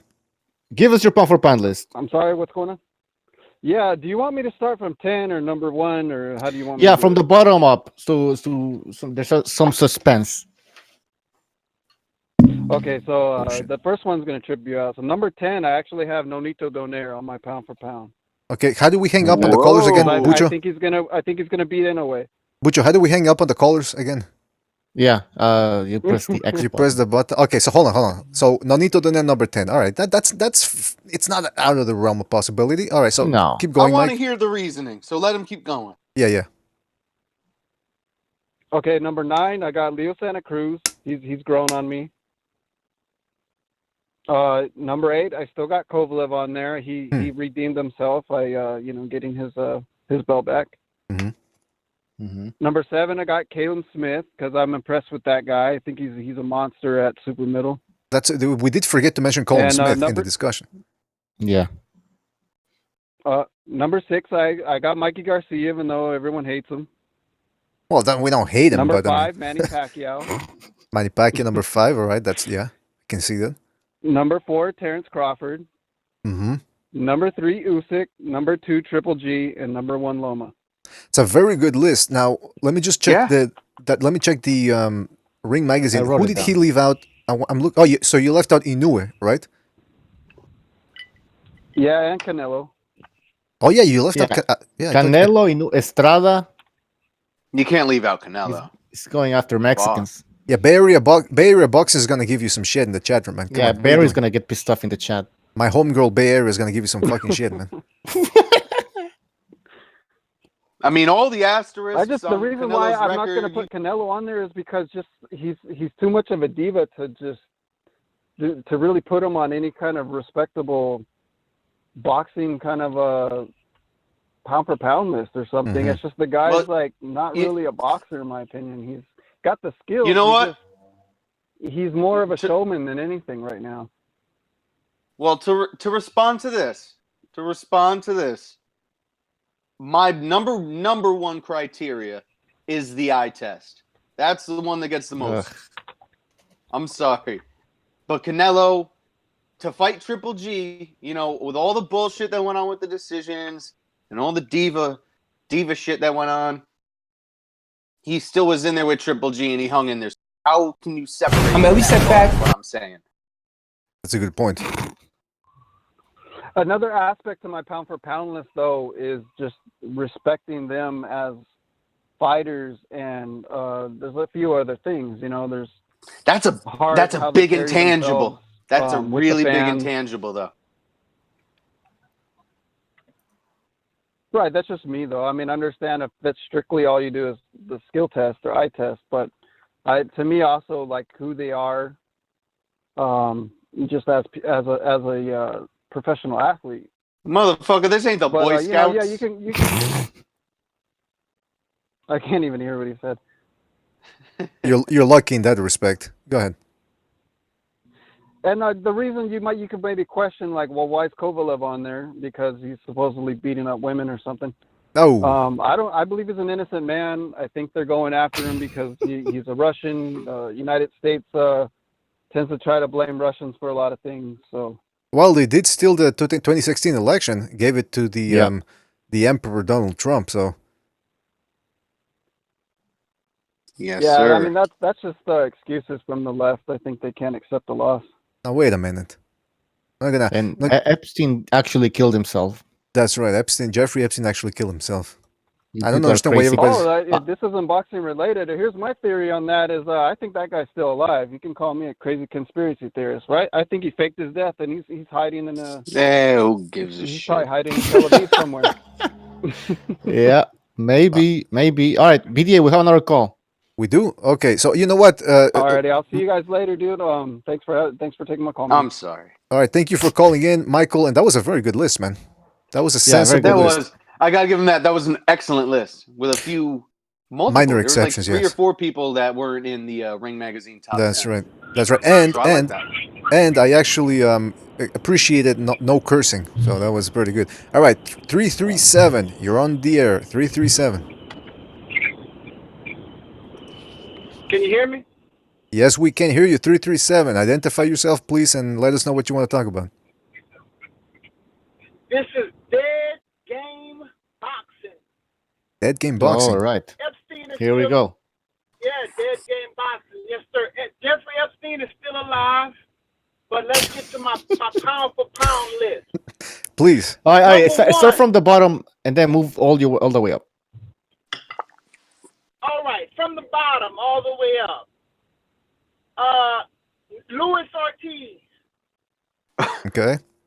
Okay. So are we doing the five? How many do you want me to? What would you want me to? Whatever you have. Everything you got, everything you got, baby. Give it to us. All right, I'm gonna just go with. I'm gonna go with Luis Ortiz. I'm gonna go with Vasily Lomachenko. Lomachenko. All right. I'm gonna go with. Yeah, Lomachenko. I'm gonna go with Terrence Bud Crawford. Oh. I'm gonna go with Canelo Alvarez. All right. And I'm gonna go with Deontay the Bronze Bomber Wilder. I knew it. Now, in that order, everybody is mixed up except for number one. I got Bronze Bomber number one because of the equalizer. When I look at pound for pound, I look at what style can beat the next style. And I think Terrence Crawford, Lomachenko, and Canelo Alvarez is almost at a toss-up for me. I think just because of the power equalizer, I don't think there's nobody that can touch Deontay with the power. So, I mean, but yeah, that's my list. That's my list. All right. How come you have Luis Ortiz above Errol Spence Jr.? I love Errol Spence, but even though Lewis lost to Deontay, I mean, I think the Cuban style, that southpaw, the power that he has, the ring IQ, I mean, I don't think I love Errol Spence, but who have he fought? Ocampo? Algieri? Kell Brook? That was the only fight. I mean, that's the only one I'm Kell Brook, but I mean, I don't put too much stock in these guys from the UK, bro. I don't put too much stock in these guys. These guys come to the US, and I really don't put too much stock in anybody from the UK, to be honest with you. And does it matter at all? Does it matter at all to you that Kell Brook was fucking beaten half to death by Triple G just before the Spence fight? Well, and that's another thing. I'm not going to say that Kell Brook was damaged goods because it was the other eye he destroyed, but I mean, he took some blows from Triple G, man. And by the way, broke his fucking face, dude. Dead Game. Are you in your car right now? Yeah, I'm in my car. Okay, based on the list that you just gave me, I'm gonna go ahead and assume that you've been either drinking or smoking. So don't get pulled over by the cops, man, because we're gonna end up seeing you in the 6 p.m. news, man. Come on, what are you doing? Canelo Alvarez, Vasily Lomachenko, Terrence Crawford. That's not. Well, you know what the problem is. You said number one, Wilder, Canelo, Crawford, Loma, Luis Ortiz. Well, I mean, I say Wilder. Yeah, I mean Wilder because he got the power. If he was at 130 with 130 power, still knocking people out with one punch. Hey, let me ask you something. You're putting a one-dimensional fighter. You're putting a one-dimensional fighter at number one. And when we're talking pound for pound, we're talking about pound for pound. And when I talk about pound for pound, I talk about which style, no matter which weight class he's at, how would he compete? And 40 knockouts in 41 fights, I mean, I got to put him number one. But against this who? is where we talk resume. This is where we bring resume. This is where resume. We bring resume into it. Who did he knock out for those? I don't listen. We can always bring up resumes to a boxer you really don't like. You guys don't like Wilder, so you're gonna bring up resume. Oh, but I'm telling you, no, you brought up resume. I'm sorry. Compare Wilder to Pacquiao. Resumes. Compare Wilder to Pacquiao. You didn't even mention Pacquiao Yeah, when you Listen, compare man. Wilder to Listen, Pacquiao man. resume-wise, holy shit. Hey, what's with the well, hold on, hold on, hold on, hold on. What's with the cursing here, huh? What's with the Jiminy cursing? Christmas. Yeah, no cursing here. We're a Christian channel over here, right? Now watch. Go ahead. Now watch. Now watch this. Now watch this. Talk. We're talking about the American heavyweight champion, 9 title defeats, undefeated, WBC champion of the world, and out of all the names I list, that's the one you crying about. We're talking about an undefeated fighter with the most wins out of everybody on the list. But hold on a second. Hold on a second. Hold on a second. I haven't spoken in a while. I gotta interject here. I understand what you're saying. Hey, it looks good, right? 40-0, whole bunch of knockouts. But you do have to take into account resume. Pound for pound lists are subjective, but what is not subjective is the standards that we use, and that is that you have to have a good resume, i.e., you have to have beaten good opponents. Edwin Valero was 20-0 with 20 knockouts before he ended up offing himself. That didn't make him pound for pound. You have to actually beat and knock out good guys. And look, Ortiz, it was a good win because he was the dark horse of the division, even though he kind of looked crappy in his after the Jennings fight. Other than that, he got schooled by Tyson Fury. Who else? Brazil. Okay, he knocked him out, but how good was Brazil? All right. Don't exaggerate. Don't exaggerate. All right, he's gonna get. You're gonna get pulled. Hold on. You're gonna get pulled over, man. Take it easy. Go ahead. Nah, man. I mean, come on, man. You know what? What I hate. What I hate is when people bring up. I like Tyson Fury, bro. I'm a Tyson Fury fan also. Oh, here we go. Don't just say what you want to say. We don't care if you like him or not. Come on. No, I mean I like Tyson. I think Tyson is the third best heavyweight. I mean I had Luis Ortiz number 2. All right, but I see a butt coming. I see a butt coming. What's the butt? 56 years old. Where's the okay? And you like Tyson Fury, but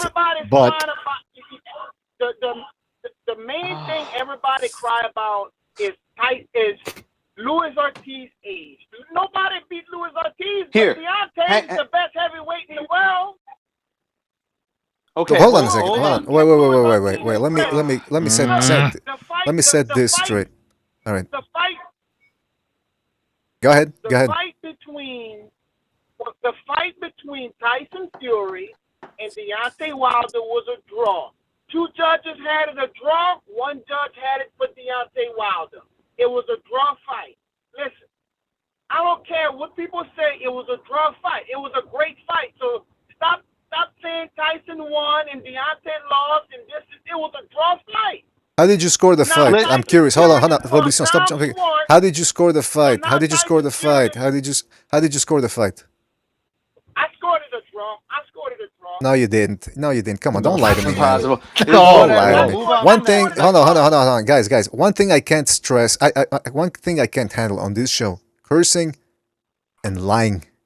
You hear what I'm saying here? Lying. It hurts me to the pit of my stomach. That's like taking a left hook to the body from Mickey Ward. I can't stand it. Don't lie to me, please. Let's start over again. All right, let's rewind. So if I said, I'm telling you, you asked me a question, what do I think about the fight? And I say I thought it was a draw. I didn't say I thought it was a draw before the fight.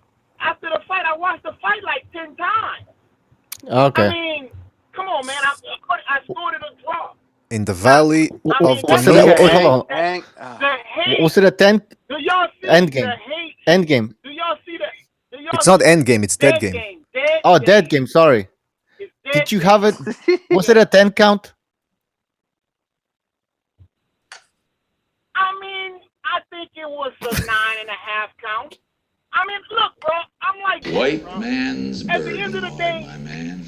At the end of the day, look, the judge. If whatever the judge do is what happens it's boxing, man. Listen, it could have been a 12 count, but it was a 9.5 count. I don't care. Listen, I don't care if you got a that's stopwatch. Jack Reese. If you can't use a stopwatch and time the seconds because it don't work like that. It was 9.5 seconds, man. That's what the judge took. What? Fucking Jack Reese was the referee there. I trust Jack Reese. He's one of the referees I like most. All right, he gave Willie Monroe that extra split second. Willie against Triple G. He got up and Jack Reese told him, "You just made it. You just beat the count." And what did Willie Monroe say? "I'm done." But that's a whole other story. But I want to ask Dead Game. Let's just look at the two last matches of Lomachenko and Ortiz, because you're putting them in the same top 5. Okay. Performances. Lomachenko slaughtered Anthony Crolla systematically. That was an incredible performance. Luis Ortiz struggled with a far past his prime Christian. So to even put them in the same top 5 is that's a big stretch. So how do you justify that?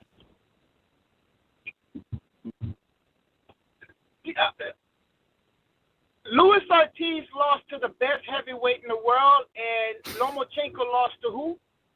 But wait a minute. Hold on. Hold on. Let me ask. Hold on. We know what you're gonna say, Salido. We know what you're gonna say. Hold on. No, I'm not gonna let you finish because I just have to intervene here. I have to intervene here. Calm down. I have to intervene. Yeah, I have to intervene. Because you said something interesting. You said, yeah, but Deontay Wilder is the best heavyweight. You keep saying that, but then when we say Revolucion made a very good point. He said, who had Luis Ortiz been? He had struggled against Christian Hammer. He struggled putting away that other dude, the tall guy, prior to the Deontay Wilder fight. And you go, well, yeah, but Deontay Wilder is the best heavyweight in the world.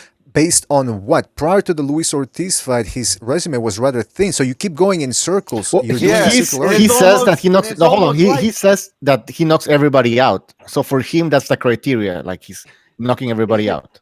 It's silly. It almost goes both ways. It's almost like Deontay Wilder is number 1 because he beat this great fighter in Luis Ortiz. And Luis Ortiz is a great fighter because he lost to the number 1 fighter. Yeah, and it goes back circular argument. But that game, do you see where we're going, right? Y'all putting words in my mouth, man. Y'all putting words. If y'all would sit down and listen and not cut me off, you would understand where you're putting words in my mouth, man. All right, go ahead. What I was trying to say is count how many fights Vasily Lomachenko fought. Count how many losses he's had. Count how many fights Ortiz fought. Count how many losses. I got them both in there, man. You mad because I got Ortiz in there and he lost one fight? Only one person is only one person is screaming here. Only one person is screaming here. But wait, but to have them neck and neck, to have them within the same top 5 of one another, how do you not have a Triple G or an Inoue or an Estrada?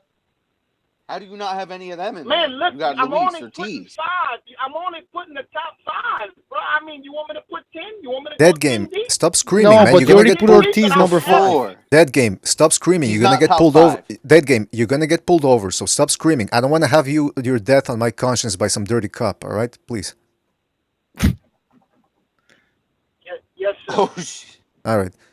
So here's the other thing. Because we gotta move on because we're going in circles here. Okay. I'm not trying to convince you of anything. I'm just trying to make you realize that maybe either you're wrong or you might be a little bit biased. But here's the deal. To be fair, we're all biased. Because again, this list is subjective. By the way, I wanted to ask you, Dead Game, which fight to end this on a non-pound for pound note? Which fight are you looking forward to the most in this coming end of the year? Because we're already past the halfway point.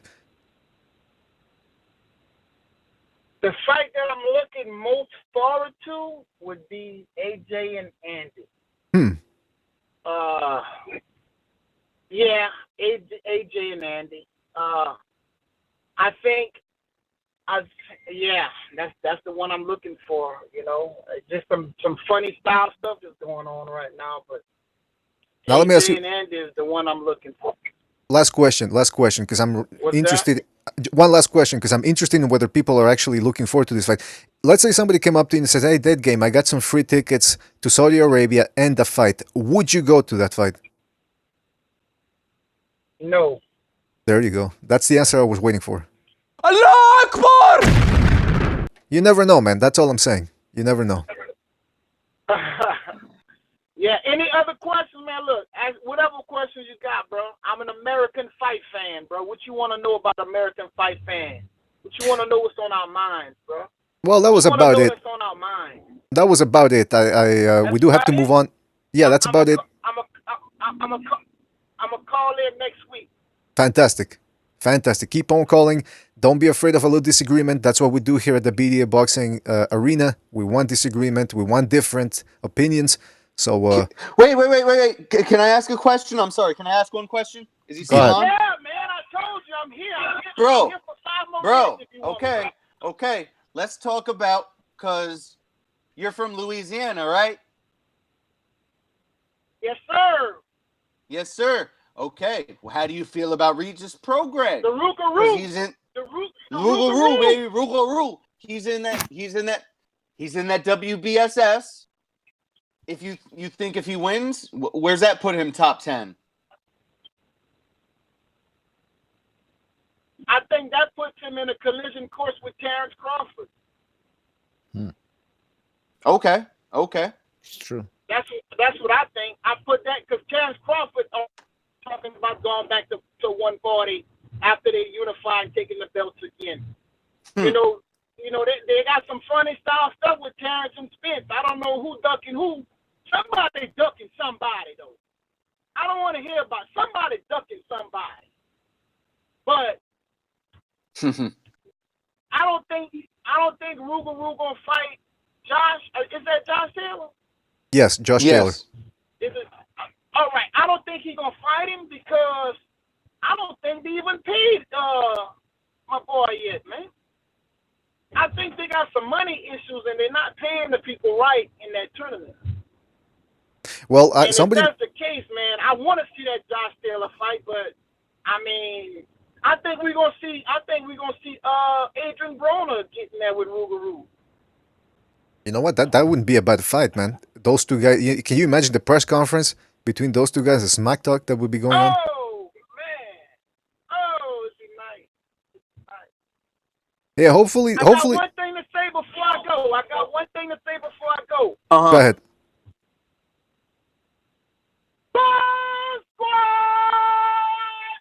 You're gonna get pulled. Hold on. You're gonna get pulled over, man. I'm telling you. I don't want to see you on the 6 o'clock news, man. Come on, stop it now. All right. I will call Let's y'all move on. next week, brother. Big game. Yo, rest. All right. Rest in peace. Rest in peace, Soldier Slim. Rest in peace, Soldier Slim. No Limit Records original. All right. Louisiana in the house. All right. All right. Thanks for calling, and call again next time. Good call. A little Randy Newman for everybody. Louisiana. I like Louisiana. It's a vibrant town. Randy. And we're getting some good calls, man. We're getting some good calls. I know some people didn't like Dead Game's pound for pound list. I certainly disagree with it. But that's what we want here. We want to create some discussion. Because you know what? We're not... Everybody thinks they got the perfect list. Not everybody has the perfect list. Maybe we missed something. Yeah, maybe you know what? Yeah. I started my list. Can I keep going? Actually, no. Oh, but, yeah. Let's go back to Revolution's list. We had a little bit of time in between. All right. So I started out. Let's get that graphic up on the screen, guys. It's back up. Take it easy. It's back up. Lomachenko, Usyk, Golovkin. All right. So Lomachenko, Usyk, Golovkin. After Golovkin, got to put Canelo. The yin and the yang. They're almost inseparable in my eyes. And I think Triple G is the little bit better of the two. I'm trying to look for that. Okay, you got the Canelo. I thought you put... I wasn't sure if you put Alvarez or Canelo in there, Bucho. All right, so we got number 4, Canelo. All right. Yes. Okay, after that, Pacquiao. Oh. I think he's right in that middle zone on the top 10. So just real quick, how many White Russians have you had so far? Yeah. About like 3, 4. Okay, I'm not saying it's a shit list. Really, a White Russian? I'm drinking Amarula and rum. You got to get some Amarula, man. It's some shit from South Africa that's banging. What was it that you asked? You remember on the Pacquiao Thurman Mega Show when Gonzalo was going after Pete, they were going at it, and you said that he was drinking the He Kamgucha. was What off is that Tandui. what is that? That's a Filipino rum. Okay. I love rum, man. That's my thing, man. I love. Right now, I'm drinking Amarula and Old Monk rum, and Old Monk is from India. So you got to think the fucking British colonies, they were all over the joint. That's They true. loved rum. Have you ever drank that water from that sacred river where everybody baits themselves and throws the dead in there? The Ganges River, yeah. Ganges, yeah. Yeah, I'm sure a little bit of that runs through the Old Monk. I love it. This shit makes me feel like I'm fucking baptized in India. I hear dirty, you know? I hear Hillary Clinton drinks from that. She likes anything that has human flesh in it. That's what I heard. I don't know. Yeah, she loves hot sauce too. Yeah. All right. So listen. Yeah. Pacquiao was there because I always say, right now, if you took Canelo and Pacquiao and you had them fight, if you could equal out their weights and make them the same size, who would win? I would put Canelo as a pretty safe victor in that fight. Hey, Revolution. Some people are already saying, like the Boxing Kingdom in the chat, saying that it's a racist pound for pound list. Well, we'll make that determination by the time I get to 10. All right. Let's keep going with it, all right? Here's what it is. Number 6. 6, Estrada. He's got a good Francisco work rate. Estrada. He's hung in there with the best. The flyweight division has been pretty stacked. So I put him there, and I put Inui just underneath him because they're both kind of a couple lower weight warriors. And Inui being in the WBSS, if he beats Nonito Donaire, I think that would elevate him into the 5 spot or 6-5 spot from the 7. But right now, Estrada just a little bit more established. He is, in a sense, the successor to the Rung Visais and Chocolatitos, those guys. So that's where I put him. So all right, for everybody keeping 8. for the race, for the people keeping race count in there, we got 1, 2, 3 white guys. 4 if you count Canelo. We got 2 Asians, and I don't like Asians because they give me flashbacks from Vietnam. Even though they're not Vietnamese, they all look the same to me. And you got 1 Mexican Estrada. All right, let's keep going with it. All righty. Actually, you know what? I'm sorry. I fucked up a little bit. 1, 2, 3, 4. My number 5, I had Crawford. Okay. There you go. I'm sorry. So wait a minute. So you have 5 Crawford and 5 you have Crawford, 6 Pacquiao, Okay. 7 Estrada, 8 Inui. That's how I have it. Because I was writing the list, and then I was like, oh shit, Crawford, I should put him up a few. So I put an arrow. Okay, so I didn't see ask the arrow. Boxing Kingdom in the chat if that is still racist. The All list is right, still there racist. you go, guys. A little bit of a twist for you there. All right, Crawford, I put him number 5. You know why? Because he is really skilled.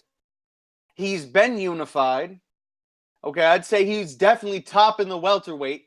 The one thing, and this is on this show, I just wanted to bring up a bunch of different points in perspectives as to how to look at making a top 10 pound for pound. And one thing is when you get a weight class like the welterweights right now, where everybody's kind of locked up and there needs to be another 2-3 matches between the top 4 or 5 guys to judge who's the best, it's to the deficit of everybody because it gets hard to judge. So it's like, who do you put? Spence? Do you put Crawford? Do you put Porter? All right, look, these guys got to face each other. God damn it! Transnational Incorporated says equal opportunity pick. Okay, come on. By the way, so this is. But these guys got to fight each other. You know what? Hold on a second. I want to see Crawford is lacking hold on. a signature fight in my eye. I got you. I got you, but we gotta get something straightened out here. So you said Pacquiao 6, Crawford 5. That was the change. Inoue, what did you say? 7 or 8? 8. I'm sorry, 8. I put Estrada over him because even with the losses to the record, I think Estrada's a little more established, and he's the successor to Chocolatito and Rung Visai. Okay, now another question. another And question, because you said Inoue can surpass him this year. all right. Another question, because you said pound for pound, who does better against whom, or who does better against whom? Do you think Estrada Inoue, they're only one weight class apart? Let's say they met at a catchweight or somewhere that's comfortable. Who would you pick for that fight? That's a fucking tough one, man. That's why I'm asking. Tough one.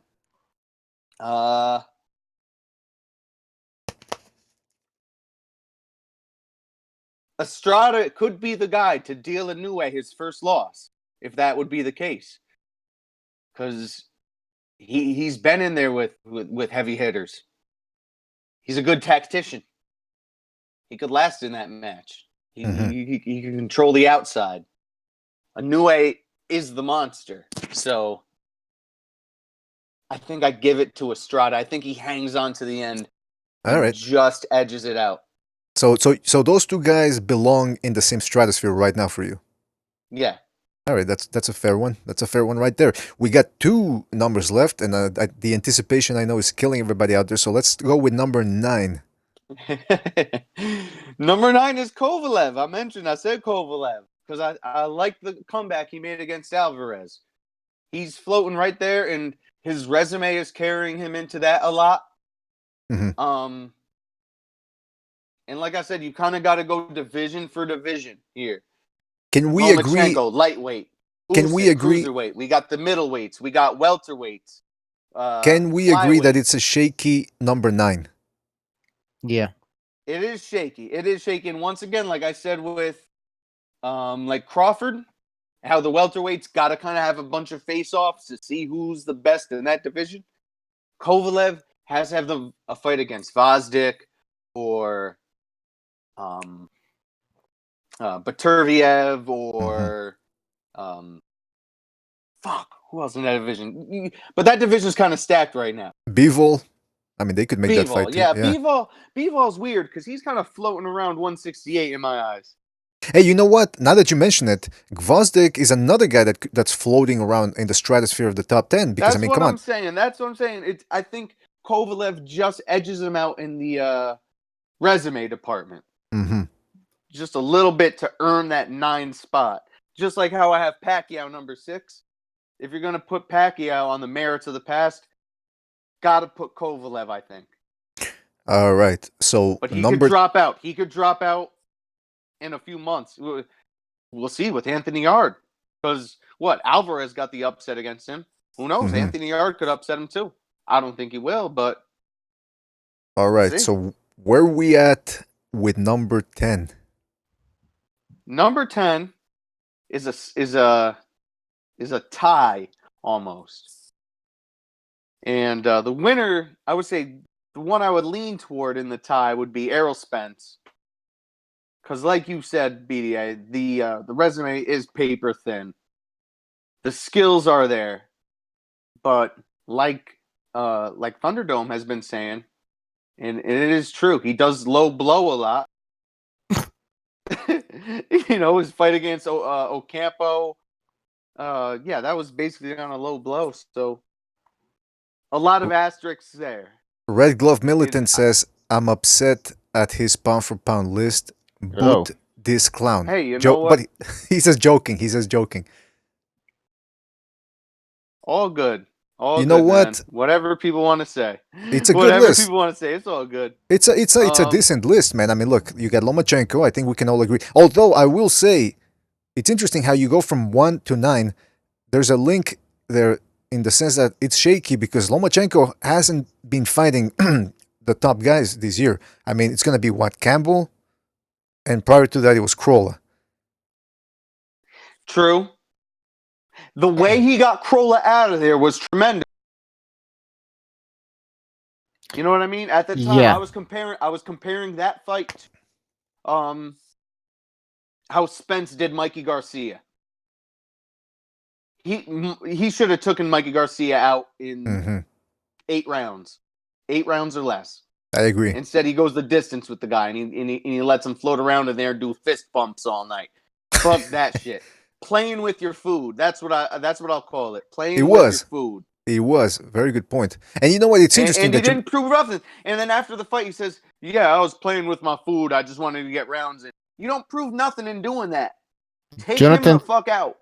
But chat, Jonathan Finch is asking you, how's Golovkin above Canelo? Butcher, you're too close to the mic, man. Oh, sorry. How is Golovkin above Canelo? Okay, because how I see it is between their two matches, they go 1-1 at best. Golovkin definitely won the first. Canelo, I would say if somebody want to say Canelo won the second in a close one or a competitive one, I would say so. And yeah, he did kind of beat Golovkin's ass a little bit. It was pretty even. But through their two fights, if it's 1-1, I would give it an inch to Golovkin. They're like yin and yang. They're right there. And Golovkin's at the end of his career. I think his resume has a few less asterisks than Canelo. You've got to kind of take a little bit into consideration the diva shit, the protection, the judges' decisions that Canelo's gotten. That the alleged rape that's been going around, alleged rape, the rumors that are going around. I don't even listen to that shit now. I know, but we just gotta put it out there. Whatever. He allegedly raped one of his horses. Again, I'm just saying that's what I heard. I'm not sure if it's true or not. We're not saying it's true. By the way, somebody in the chat room, Boxing for IBF says BDA's probably got Ryan Garcia or Orlando Cruz in his pound for pound list. Did somebody mention Ryan Garcia? You know what that means. That's right. Hey, yo, I want to start calling Ryan Garcia, Oscar De La Hoya, and Canelo Alvarez. I want to start calling them the Cream Team. Oh, come on, man. Boxing's original Cream Team. Ryan Garcia, Oscar De La Hoya, and Canelo Alvarez. All right. Look at that! Look at that prepubescent boy on the screen right now, going down. Get him out of here! The Guitar Hero 1885 says Billy Joe Saunders should be in the top 10 for sure. An excellent talent. I agree with that. What has he done for me lately? Yeah, exactly. What has he done for me lately? Nothing. But you know what, guys? Amari or something. What was it against Safari? Yeah, but can we agree that he's one of those guys? We can agree that he's one of those guys that if he gets himself another win, or two maybe even, he can actually be on the top 10. Wasn't he in the top 10 at some point after he beat Lemieux? Or am I getting that wrong? That was an excellent performance. But A, what has he done for us lately? And B, what weight division is he even in right now? That's a good point. Is he a light heavyweight? You don't even have shit together enough to be in a weight division, clearly. Well, he's a gypsy. They move all over the place, and that's how they apply themselves in life. They're all over the place. Great point. By the way, we have about 10 minutes here, but I wanted to, we're talking pound for pound, and we focused mainly on Ring Magazine's pound for pound list as a starter point for discussion, but one of the pound for pound lists that always throws me off for a loop is the ESPN pound for pound list, which I'm about to put up in the screen here. And I think we can all agree that we're going to find some really bizarre numbers. First of all, they got Lomachenko number 1. Okay, so far so good. Terence Crawford number 2. All right. Canelo Alvarez number 3. Inoue number 4. A little bit too high for my liking. Errol Spence number 5. Alexander Usyk number 6. So just like Ring Magazine, they have him below Inoue. Golovkin number 7. Juan Francisco Estrada number 8. Mikey Garcia number 9. And yes, get ready for it, Deontay Wilder number 10. And here you can see how the writers voted. Steve Kim. I really like Steve Kim. I dig his articles. Been reading him for close to 20 years now. But one thing, I don't think I've ever disagreed with him on much or anything as big as this. He has Inoue number 1. Number what? Number 1. Oh. Now most people fluctuate between Lomachenko and Crawford as their number 1. That's the interesting thing here. We have a phone call. We do? All right. Yes, sir. Hey, we already got a phone call from that. 512, you're on the air. 512. Hello? Yes, hello, 512.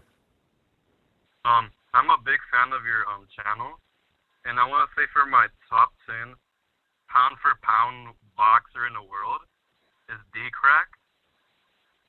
The second one's Big and Dave. Uh-huh. The third one is, I think, who's it? MF Gaming. He's like a really big boxer in Big Russia. And Mike Burton, James Ada Triton, and Outlaws Generation. Like, I think Mike from Outlaws Generation could really win boxing because he's like a big sex. Keep going. I think he dropped. I don't know what the hell he said, man. No, he's still there. Keep going, 585. Oh, no, he dropped out. Yeah, he dropped out. All right. I didn't really get the... that one flew by me. But, yeah, and people are saying, speak up. Next time you call in, you guys speak up. We couldn't really hear what you were saying. I heard Gamer and Jonathan something. All right, 585. You're on the air. 585. Yes. Yes, 585. Hello, guys. It's Vince. Oh, Vince. What was your nickname again? Yes. Veve or V Crack? No, what was it? Vinny Mac. Vinny Mac. Yeah, what am I? How dare I? Vinny Mac. Vinny Virus. I just came to give Sup, my bubs? input on the top 10 pound for pound. Fantastic. That's what we're looking for. Start from the bottom, please. Okay, so number one, of course. No. From the bottom. Start from the bottom and then move all the way to number one. Oh, okay. You want me to go from the bottom? What? From 10th? Yeah. I didn't get that far, but Okay, whatever. 5, whatever. Well, can I start from number one, or is that okay with you? No. No, it has to be number 10. It has to be number 10 so you can create it some has to be suspense. number 10, number 5, whatever you have. But then at the end, you give us your number one. Yeah, that's a suspense. Yeah.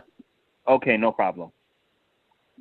Okay, so number 5, I have Deontay Wilder. Okay. Okay, Deontay Wilder or Tank Davis. Okay, so number 4, I have Canelo Alvarez, even though he's a cheater. Number 3, I have Alexander Usyk. Number 2, I have Earl Spence Jr. And number 1, I have Terrence Bud Crawford. Sorry, who was number 2 you said? Spence. Spence, okay. Spence. Number Spence. 2, Earl Spence Jr. Yeah. What do you guys think?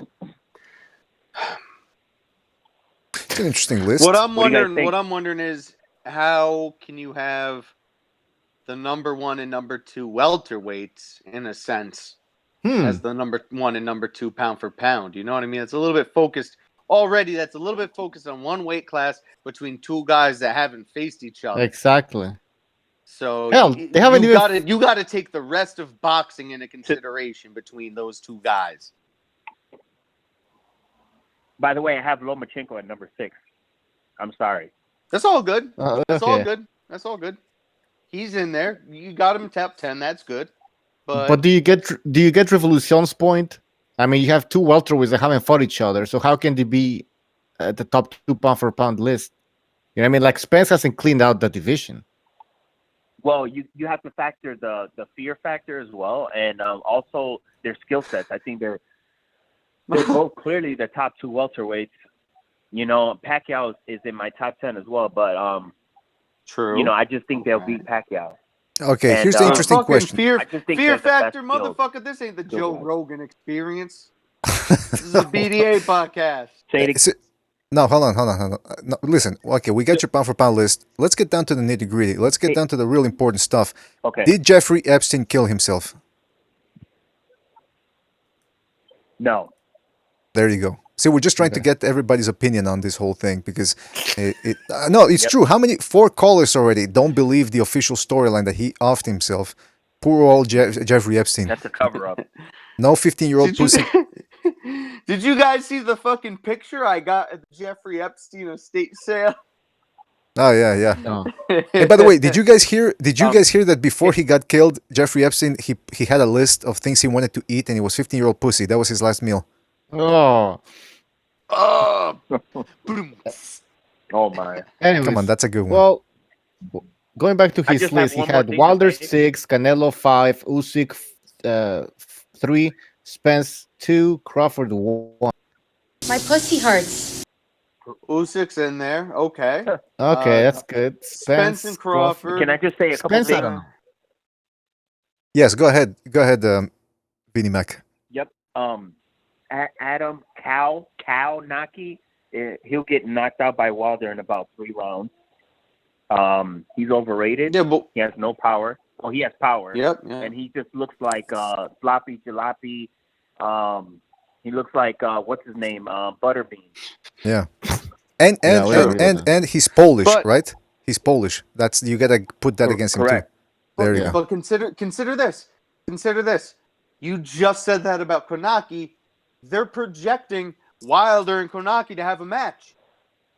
So if Wilder does beat him in 4 rounds or whatever, what does that mean? Yeah, what does that mean? He's fighting a bum. That's what you're saying. You just said he's a bum.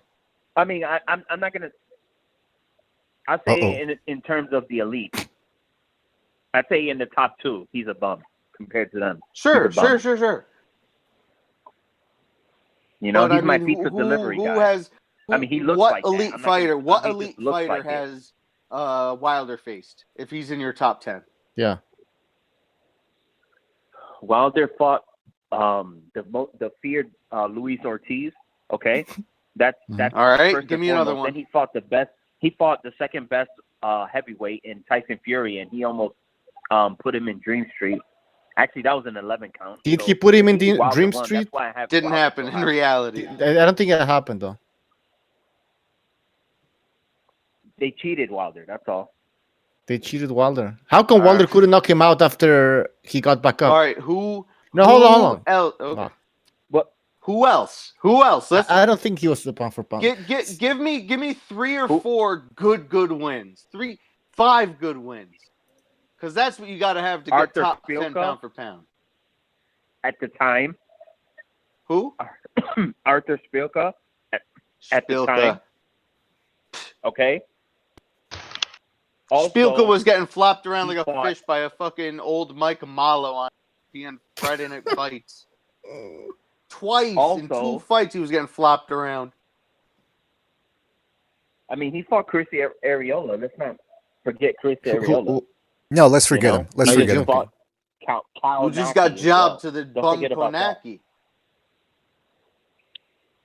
You guys want to crap on Wilder so much. How about Triple Bum?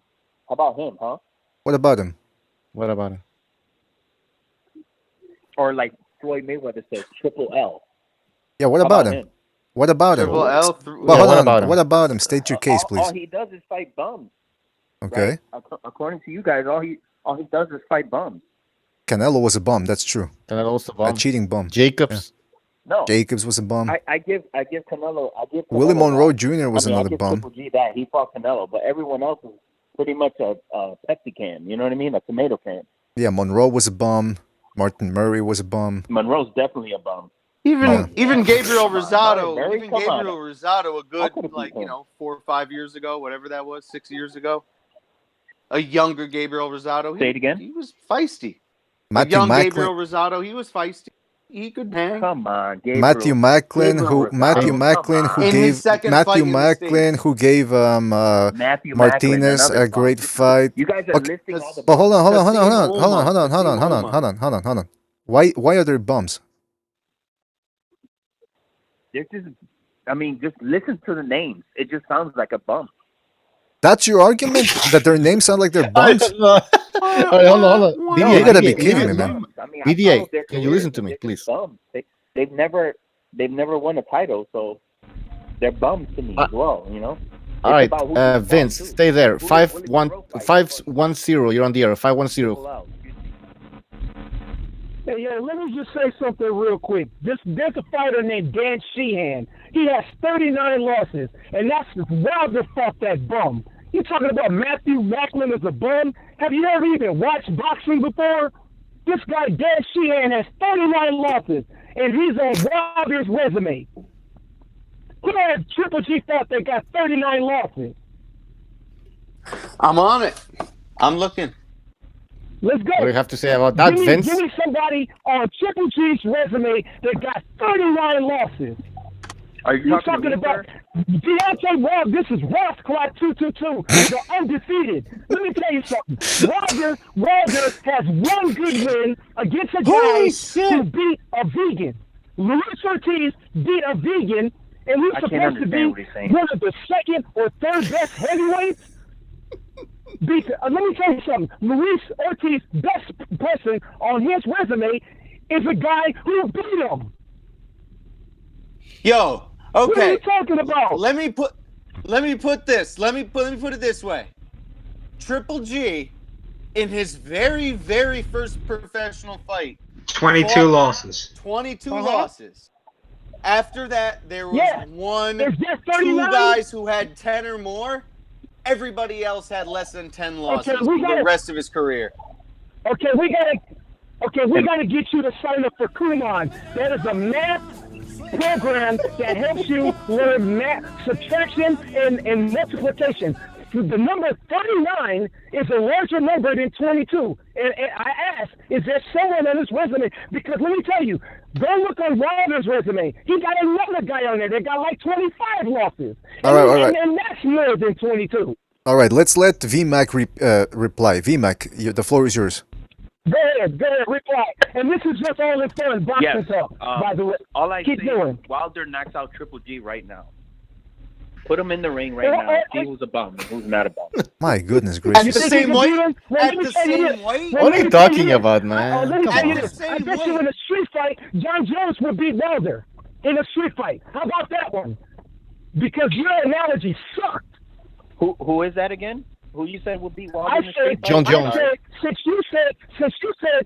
you said a middleweight will get knocked out by a heavyweight, then I want to put John Jones in there with Wilder in a street fight. Who wins that fight in the cage? Because your analogy was garbage. That was lower. Your analogy was worse than a man on a yellow bus trying to solve calculus.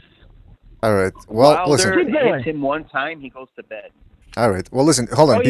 We're talking different weight classes. Yeah, that's whatever. It's crazy. All right, we have another phone call here. All right, VMAC, we gotta let you. Guys, I just wanted to call a heavyweight versus a middleweight is the most retarded comment I've ever heard. All right. So let Vince stay on the line. Vince, stay on the line, please. All right. We'll take another phone call. 805, you're on the air. problem. 805.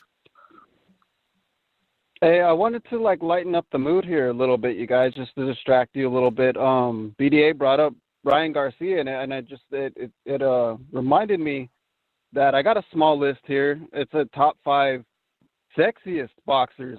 All right. In boxing. I'll give it to you real quick. Go ahead, please. Number 5 is Anthony Yard. I mean, look at those pecs. Look at those muscles. You know what I mean? Number 4, you got Errol Spence. He's got some nipple game going on there that you can't take your eyes off. And then you got number 3. I got Fury. Have you seen him in his short shorts on the bike? Which Fury though? Which Fury? Dances to that music. Oh yeah. With the end You got number 2. You got Anthony Joshua. I mean, have you seen his weigh-ins? Sure. I mean, he's a massive Adonis. That guy. Yeah, good point. Come on. And then you know who number 1 is, right? BDA. It's the goods. Ryan Garcia. You can't deny it. It's number 1, pound for pound. Now, you think you're queer? You think you're queer? Go ahead, Louis. That is what I call a cream team. You think you're queer? I'm gonna tell you something. We're all queer. Yes. We're gonna take another call at the same time. See how this shit works. All right. 813, you're on the air. 813. Yes, the Red Glove Militant. Oh, Red Glove Militant. what's Please tell us you got your sexiest top 10 boxers above 40 years old. Come on. Nah, I don't. You have two options. I'm sorry, Or you I give can't us your do my list, or you fucking talk to exact Vince, who's list. still on the line. Yeah, I mean, I don't understand how he got. Hold on. Like he's gonna say, Revolution, let's not come on, forget man. Areola. Go How's he ahead. gonna say, let's not forget Areola, but then he's gonna write off Gabe Rosado? How do you say that with a straight face? Come on now, that's a good point. ridiculous. In fact, you should be saying, let's forget about Areola because he does not help your argument whatsoever. That's true. Areola has never really done anything. So why would we, why would we say, let's not forget Areola? Well, he lost to Deontay Wilder. You could forget. So that makes him good. You could forget about 39 of Deontay Wilder's resume, to be honest. And that's right. Because those guys wouldn't help the argument. So Vince, what do you have to say about that, though? Deontay Wilder doesn't. Yes. All I have to say is Wilder put everyone on his ass that he fought. Correct? He beat everyone. He got not robbed. Duopa. No. Duopa didn't get put on his ass. No, actually, he did the robbing in that fight. Okay, it was not an 11 count. Okay, he got up in time, and let's not forget. Wilder, hold on. We need to watch that tape again. To have that. Wilder had to agree to that referee as well. Okay, so if Wilder doesn't agree with that count, well, maybe he shouldn't agree to have that referee. Okay, so don't give me Wilder said that Wilder he was believed robbed. that he won that fight. Okay, every fighter says they believe that they won. Adrian Broner said that he believes he won against Manny Pacquiao. We're gonna go ahead and say, well, come on with Deontay Wilder saying that he believes Adrian he won Broner, that are fight. you serious right now? That guy's a clown, bro. That guy's a clown. Okay, and so is Wilder. So what's your point? They're both clowns. Just one is a 6'7" clown, the other one's a 5'something clown. They're still both clowns. You're not Definitely Wilder's not a clown. We know that. Wilder is a serious guy. Wilder is a clown. No, he is a clown. Hey, yo. And about 39 of his opponents are laughable. Okay? And for you to say, let's not forget Areola, but then you're going to write off Rosado. All right, hold on a second. Listen. Hold on. I have something to say. Can I counteract your argument, please? Yes, go ahead, VMAC. Go ahead. Go ahead, VMAC. We're talking about Triple L here, okay? We're talking about Triple L. Okay, he fought overseas for a while, a long time, knocking out Chinese bums out there, and then he comes out here in America and gets a big fight against Canelo and barely squeaks out a victory. Some people say he lost and got out boxed. Yeah, but you're missing the point, though. VMAC, you're missing the... Hold on. VMAC, you're missing the point. You're missing the point. Triple G has the better name than Canelo. Canelo sounds like some Mexican bum that's selling tacos in the street. So by your logic, the name, Triple G has a better name. Come on, man. Golovkin. And then here's in the other America, thing. we're talking about America. So you're going to criticize Triple G for knocking out bums in Asia, but you're perfectly fine with Wilder knocking out bums in the U.S. Nah, man. That argument does not hold water We're talking whatsoever. about the heavyweight division, correct? Okay, yes. Yes. Well, so if you hold on, if you're going to make that argument, then why are you bringing up middleweights in the first place? You're the one bringing up Triple L, not me. So if you're going to bring that up, then you shouldn't be bringing up middleweights. Exactly. All I have to say is Wilder knocks out Golovkin if they ever fought. Okay, all right, hold on. All right, listen. Okay, listen. We gotta. Hold on. Guys, we gotta end this. We gotta end this because listen. We got another phone call here. Guys, please. We counter. We gave you. Who's talking? Is it VMAC or? No, it's Red. Red. Calm down. Red. We gave VMAC a chance to counteract his argument. So we're going to take a phone call here. Oh, is it already on? 512, you're on the air. Hello? Yes, 512, you're on the air. Did you guys record it? Hello, guys. Can I say my my top 10 list? Didn't you already give your top 10 pound list? You already gave your top 10 pound for pound list. Oh, no, I'm just saying because it says the P... All right, listen, forget your top 10 pound for pound list. We want to hear the real deal. Did you think Jeffrey Epstein committed suicide, yes or no? The real deal. Like, I'm not like those trolls or anything. Did Jeffrey Epstein commit suicide, yes or no? Go ahead. Yes. Mike Burton. Who? Oh, he dropped out. What? No, he was. I don't know. He's some troll, man. I don't understand. I asked him a serious question about Jeffrey Epstein, and he said yes, and then he repeated the name and jumped off. Anyway, listen, hold on. Before we continue, we've got McGregor who came in here and hasn't been able to talk because we're going back and forth, back and forth. McGregor, are you there? Yes, what's up? Hey, good to have you on board, man. Listen, we're just talking here, pound for pound list. What did you think of this whole malarkey that's been going on here?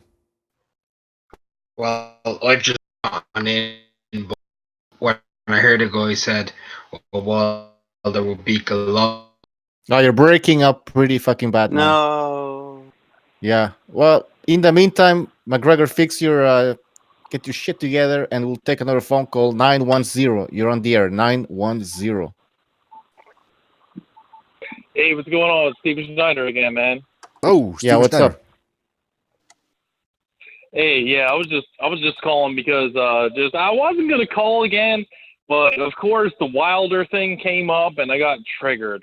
But the guy is literally, I mean, let's face it, the motherfucker is fighting somebody who was on blood pressure pills. He had already knocked out, and somehow he's getting a pass like this is a quote unquote tough fight, and this is the quote-unquote best available fight for him at this time.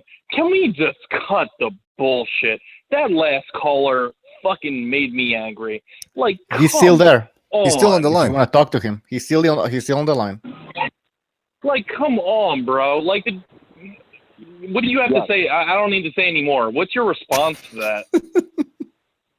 About the high blood pressure pills? Oh my God! Don't be obtuse. Yeah, don't be obtuse, whatever that means.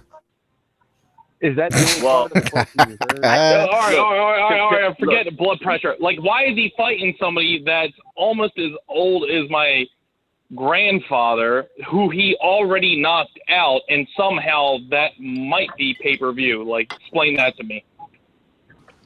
Dude, Luis Ortiz is top 3 to me heavyweight. I mean, he's so skilled, man. He would knock. He's number 1 pound for pound. Number 5. Sorry. He's number 5 on my list. Name me someone else that can beat Deontay Oh, my Wilder bad. right I'm now. sorry. Go ahead. No, go ahead. Okay. No, you go ahead, sir. Oh shit! No. That's your opinion, and actually, I'll give you this much. I think Luis Ortiz gets a lot of shit, but he's actually not that bad for his age. But thank you. Do you think that Luis Ortiz beats? Bro, do you think that Luis Ortiz beats Andy Imagine Ruiz? Do you think he beats Anthony Joshua? And do you? Imagine you're at a restaurant. Yes, I definitely think he beats Anthony Imagine Joshua, you're for at a sure. restaurant Anthony Joshua and has a the glass waiter skin. comes up to your table and he says, "How's the food?" And you say, "It's not that bad." What does that say about the restaurant? Is that a top 10 restaurant? Are you talking about my restaurant? Not that bad. Yeah, they're talking about food. Oh, I yeah. don't know what's going on right Deontay now. Wilder beat Luis Ortiz, and Luis Ortiz is not that bad. Well, hold on a second. Let me break it down here because we're going in circles. You I already don't know. think he's that bad. You No, already Luis know. Ortiz is actually not a shit fighter. He's okay, but he's Yeah. old and he is by far not any kind of like. Yo, all right. Think of this. Let's say Luis Ortiz is as good as you say he is. Deontay Wilder already knocked him the freak out. I didn't curse there, Vidya. There but you he go. already knocked him the freak out. So why Well is done. he fighting Okay, him again when he already laid him out? Okay, I have your. And he's I have not your getting answer any to that. younger. The reason he's fighting him again is because a lot of people on YouTube I've been arguing with mainly Ortiz fanboys, say that Ortiz got robbed. Wilder had extra time from the doctor. He was buzzed, and it took like 20 seconds, and that allowed Wilder to recover somehow. So Oh, my that's why, Lord. because there was controversy for the first Well, fight. That's why they fight the rematch. BS. Motherfuckers That's on BS. YouTube? That's BS. First off, We're talking Ortiz YouTube doesn't comments? have fanboys. Wilder has extreme haters. That's who you were arguing with, not Ortiz fanboys. I'll agree with you. I'll agree with you that Wilder has haters, but I think a lot of that has been brought with his selection of opponents over the past couple of years. Yep. But I'm just saying, Ortiz doesn't have fanboys. It's just Wilder has haters. That's and right. he's getting it mixed up with who he's actually arguing with. Here's the thing. I know. Okay, Well, you know, to each. No, go ahead. Every fighter has haters. Okay, but you don't see every fighter making fights based off what the haters are saying. So it's not a good excuse. Listen, here's the thing. VMAC, we're going around in circles because you're going to defend Wilder no matter what. So here's the question, Yes, because we didn't get to this question, which was an interesting thing. Michael Stott brought up his hard list about who are the sexiest fighters in the game right now. Curious to get your list. I don't get down like that. Deontay Wilder? I don't. Come on, man. Come on. Okay, let's say we already know No, Deontay Wilder has to be number one, right? So who's number I can tell two? you my top 5 pound for pound. That's right. Yeah, pound for pound, top hottest Have we boxers. heard that yet? I don't know if we've heard that yet. What is your top 5? We did hear it, but I want to hear. No. We're not gonna go for the top 5. Oh, my bad. I'm sorry. No, I want to hear top sexiest fighters. Who do you think has the biggest dick? That's what I want to know. We want to hear VMAC. we want to hear the Deontay top 5. Wilder. We want to hear the Oh top my 5 God. inch for inch. Come on, let's go, man. Come on, VMAC. Top It's all about inch honesty. for inch, bro. No way. It's all about done with the honesty, phone man. calls I right don't now. get down like that. All right. Yeah. All right. Play that.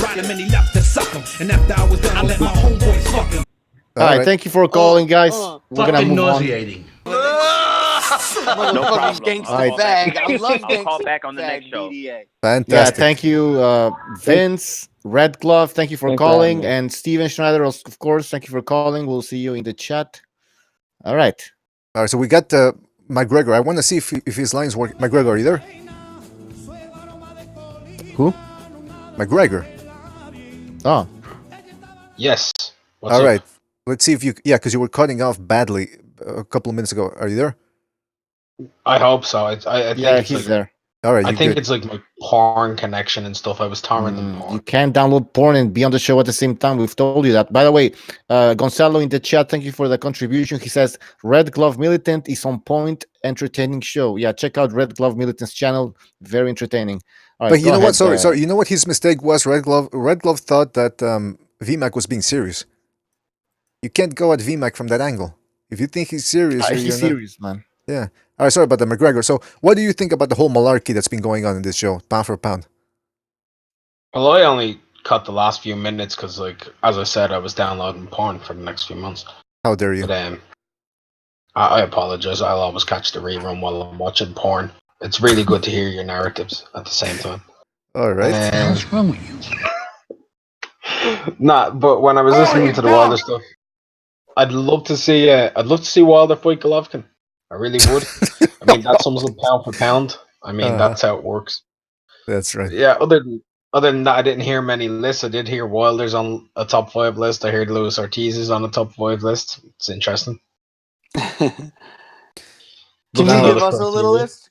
Can you give us a list, McGregor? Yeah, top sexiest fighters. Since VMAC didn't want to go there.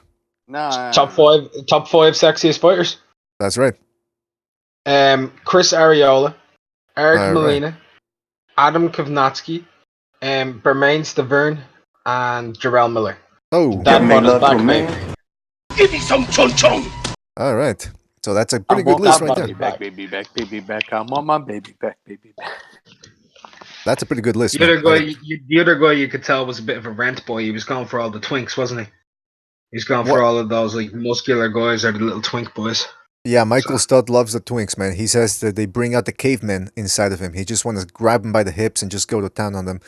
Yes, sir. Yeah. Cream team. The cream team. There You you can go. tell he's on the wrong side of Instagram a bit too much. You're not gonna find that many twinks at the mosque, even though they kind of accept that over there, no? In Islam a little bit. Can I make one change? I want to put Amir Khan number 1. You know you can knock him out, which is easier to access for rape. Oh, come on! Now are we gonna go there? What's the matter with you? What? Yeah, Him, David fuck. Price, really look rape accessible. Man. Rape is a real Hey thing. man, ease of access Hold on. matters. Yeah, Bucho, what are you gonna say? Canelo's fighting Munguia? No, really? Let me confirm this. No. Let's look at They boxing wouldn't scene. put two Mexican fighters against each other like that. Come on, man. What is it, the PPC? Not yet, at least. No, that's bullshit. Somebody sent us. It was no, it's not true. I want to know who sent you that. Come on, let's unearth the sources Mr. here. E. Mr. E, why are you trolling, man? Who are you trolling? I want to hear McGregor's serious list, though. All right, yeah, let's top hear it 10 before or we top go. 5.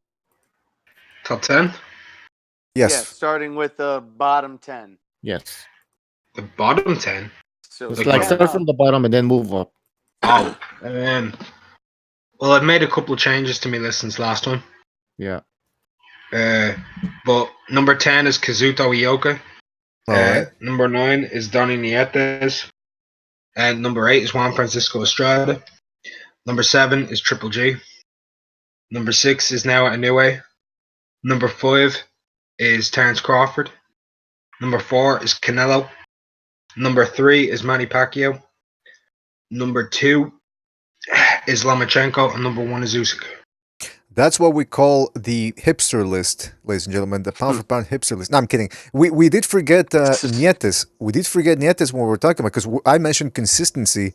Donny Nietes is a guy that you could easily make the argument that he should be pound for pound. And by the way, I think some people here, I talked about the ESPN list. I think some writers have him pound for pound. I'm trying to look through it. Because it's true. Wouldn't you favor Nietes over Mikey Garcia? Pound for pound, yeah. Yeah, considering that Pound for Garcia pound. lost. 4-weight world champion, 17 defenses, 19 world title fights, net undefeated in title fights, 17 wins, 2 draws, beaten 3 former members of the pound for pound list. I think he's the third highest amount of defenses at mini fly in the history. That's right. Of the WBO belt. So yeah, he's got to be there. It's a good list. It's a very good list. Not as good as Michael Stott's list of the best twinks in boxing, but hey, you can't. Sometimes you gotta take a loss, right? That's what I always say. By the way, you know who I thought was gonna be top 10 pound for pound at some point? Isaac Dugboe. Because he'd not stopped, because he had stopped Cesar Juarez and then Diego Magdalena. And I'm thinking, whoa, this guy just stopped 2 guys that never been stopped before. And then all of a sudden, whoops, Navarrete came into the picture, and that was that. So yeah, man. Yeah, sometimes, like I say, like, you know, somebody gets chopped up. Isaac Dugboe got chopped up, man. Navarrete beat the shit out of that boy, man. He beat the shit out of him. It was hard. That was like on an undercard to some fight. Like the rematch was on an undercard. After I watched that fight, I was like, I'm good for that. I don't want to watch the other fight. I think it was like Vargas versus I don't know. I was like, I'm good. Hey, by the way, McGregor, who's another guy? Because Revolucion brought up the good question. Like, who are guys that could do a little bit more to be in the top 10 pound for pound? Like, guys that are right on the edge. Who would you say somebody that we didn't talk about that you think? Kosei Tanaka, Leo Santa Cruz. Mm-hmm. And I want to ask too. How about Josh Warrington? A win over Gary Russell Jr. or Leo Santa Cruz could get him in at number 10. Yeah. Cool. J-Rock, if he were to pick up a win over Charlo and Tony Harrison, he'd probably move into that list, like at number 10. That would actually be good, but then again, I think Jolin Williams has to get past Hurd again, right? Yeah, he does. He's fighting Hurd. He is fighting Hurd. Any of the light heavyweights right now, they're all on the cusp, kind of. So, like, Volchik or Beterbiev, if Volchik were to beat Beterbiev back-to-back, like, over Adonis and Beterbiev, you'd need to look at him, possibly. Kovalev, if he beats Yard and then gets a good win at light heavyweight, he could go back into the list. Same with any of the light heavyweights. They're all 1 win away from being considered. You look at 160, you feel like if any of the other guys were to get a win over Golovkin or Canelo, they'd automatically be in with a mention. Yeah, that'd be the main ones. Then the lower weights, who is there? And if Navarrete maybe were to beat Danny Roman, or if he were to beat Ray Vargas, he'd be in one to mention. Yeah, Ray Vargas is a guy that I brought up. Vargas versus Roman. Are they both? They're both with Golden Boy, right? Yeah. That would be a good fight too. Yeah, that could be. That's pound for pound material right there. If those guys keep winning, in that sense. Miguel Berchelt is also a guy I'm going to mention. Like if he could get a fight with Tank. Apparently Oscar Valdez is moving up to 130. Maybe he's fight Oscar Valdez. Miguel Berchelt, like 2-weight world champion, he could be one. So there's a few guys that are like lurking. Mikey Garcia, if he were to actually fight somebody, like if Mikey Garcia got a win like over a Danny Garcia at welterweight, he'd deserve a mention, big time, because that's not a bad win. Like that's true. So, Sean Porter, if he beats Errol Spence, we're all talking about Errol Spence, but if Sean Porter beats Errol Spence, boom. If Sean Porter beats Errol Spence, he's top 10 pound for pound with that resume and a win over Errol Spence, being unified in that division as well. Yeah. He would take Spence's place. Or maybe even, I dare say that if he beats Spence, also depending on how he beats him, he could jump a spot over Errol Spence because he has a better resume than Spence. Mm-hmm. So that's one thing you got to look into there. By the way, we got Precise in the chat room says Berchelt should never be anywhere near a pound for pound list. Listen, if he keeps beating people, if he beats a couple of names, it's not about the skills, it's about how who he beats in the ring. So you never know, Precise. You just never know. It just depends on what criteria you want to use for pound, really. Like, is it pure eye test like it was originally set up? Like, if you get this fighter, or are you doing it off of resume?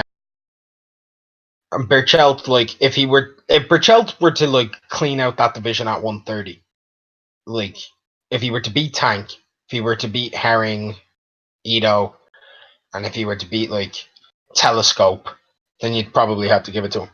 Yeah. Precise goes back and says Berchelt will never beat anyone. Well, that remains to be seen. I tell you what, though, another guy at around that division who a lot of people have hopes for is Shakur Stevenson. But let me tell you, if he keeps getting fights in front of the 7-Eleven, that's not enough to get you pound for pound, man. He has to move up to Walmart or the Kmart parking lot to get to the pound for pound, if you ask me. Now, here's the other thing. This show, got a little bit hectic at some point, and we said some things that might have stunned you a little bit. All right, you see? It shocks you. That's right. I'm not a racist. That's what's so insane about this. That's VMAC. That's VMAC talking about how he's not racist. No, but listen. Don't even bring up Kramer. Don't even bring up that fucking whole incident, man. That I could talk about that for 2 hours. I have Luis Ortiz number 5. What was his list again? I don't want to harp on the guy, but I mean, he kind of brings Crawford it on number 1, Spence 2, Usyk 3, Canelo, and then Wilder. Yeah, sorry. Who had Luis Ortiz number 5? Oh, no, that was Dead Game. You know what? He had Errol Spence 2, Crawford 1, but he still had Usyk in his top 3. I commend him. Yeah. That's I'm trying to prove I'm not racist list right Yeah, there. he added those in to whitewash it a little bit. By the way, Thunderdome Boxing Talk in the chat room says, so what if Porter beats Spence? Would anybody place him or near their top 10 pound for pound? Yeah, yes. I think he'd automatically go number 10 in the division. That's right. I think he would actually take over, like we said. He would take over Spence's spot or even get one spot above him, depending on how he beats him. Because, again, Sean Porter has fought everybody in that division. I mean, the only guys he hasn't fought, obviously, it's Crawford because he can't, and Pacquiao and Spence. But now he's fighting Spence, so one more name down for Porter. And I tell you something else, man. That fight, first of all, I think it's going to be a boring fight. And second of all, 90 seconds. Shut up. And I don't think Spence beats him. But anyway, we'll get into that. Boxing for IBF says, what is BDA's pound for pound list? The only one that counts. Jesus Christ, number 1, pound for pound.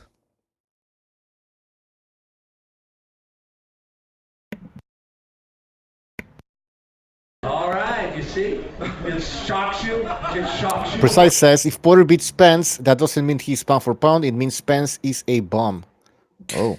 What did he say? If Porter beats Spence, that doesn't mean he's pound for pound. It means Spence is a bomb. Jeez. Precise would have been perfect for this episode. Precise, you gotta stop beating You up know what your I want work. to do? What? An episode with Precise and where we talk about Pacquiao if he's the greatest of all time. Didn't you already do that episode? No, we didn't, but it didn't go well. It was comparing Mayweather with Pacquiao. But I wasn't really prepared for that show. This time around, I want to like write down criteria and make a table, and then compare, like for example, Pacquiao and Sugar Ray Robinson, and then start checking off every like who meets which criteria, and then compare them both. You weren't prepared. La Evolucion. It's like that dream Tony Soprano had. Remember with the coach and the bullets that start turning into shit. I never watched The Sopranos, man. Get the fuck out of here! Really? Nope, never watched it. All right, so I will get on it if you recommend it. I know you keep talking about it. What do you mean I keep There's talking a lot of about shit I've missed though. All right. By the way, Bay Area Boxing calls Ray Robinson Sugar Gay Robinson. I think you're confusing him with Emil Griffith. I think you're confusing him. I know he had that little fruity little haircut.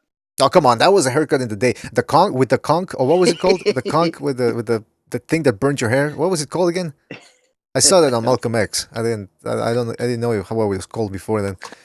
But G Boogie says, what about G Boogie says, what about Sugar Gay Robinson? LOL. Magic Man says, LDBC don't debate, they just keep shouting louder and louder. Thunderdome says, Saunders doesn't talk like a yardy bad boy. Yardy bad boy. Seamus Carey says he's a Freemason, probably a little gay. Pop Tart Gun says Mayweather Jr. pound for pound #1 in zero risk. Oh, he had to throw that in there at the end. A little bit. Yeah. Mayweather's posting this all over social media. It's a picture of BoxRec, and they have like the best fighters of all time or something. I don't know how they determine that with their fucking weird numbers and statistics, and they have Mayweather #1. That's like putting that up on your Instagram is like when H Money comes on here and starts saying, "This is H Money, Boxing Voice, Rookie of the Year, Mr. The Zone." It's like what does that mean?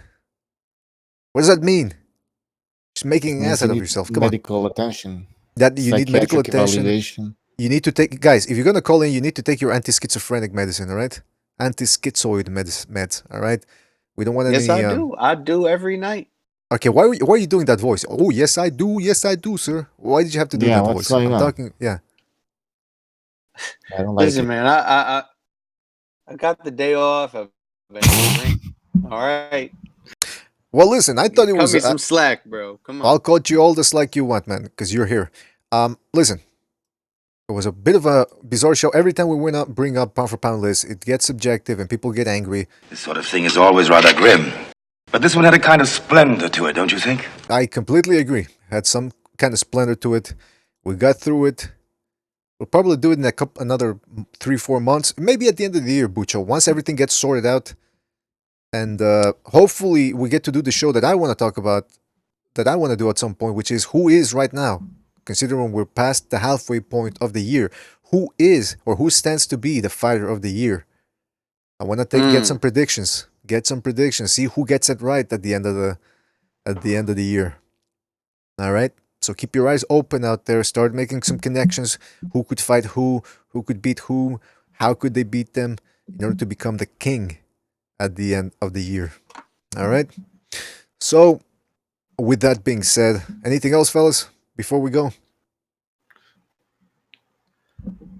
join us on Discord. The link is in the description. Discord, check it out. Discord. That's the way I call it. Discord. It's cold. It's a party over there, man.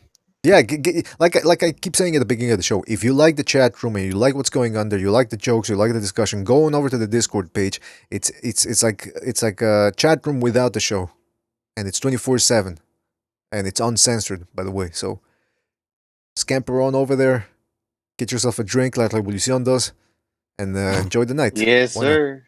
And by the way, keep it classy. Don't be drinking no bullshit. Keep it classy. Yeah, don't be drinking no. Don't be. Yeah, treat yourselves. Bucho, baby, I've been drinking micheladas.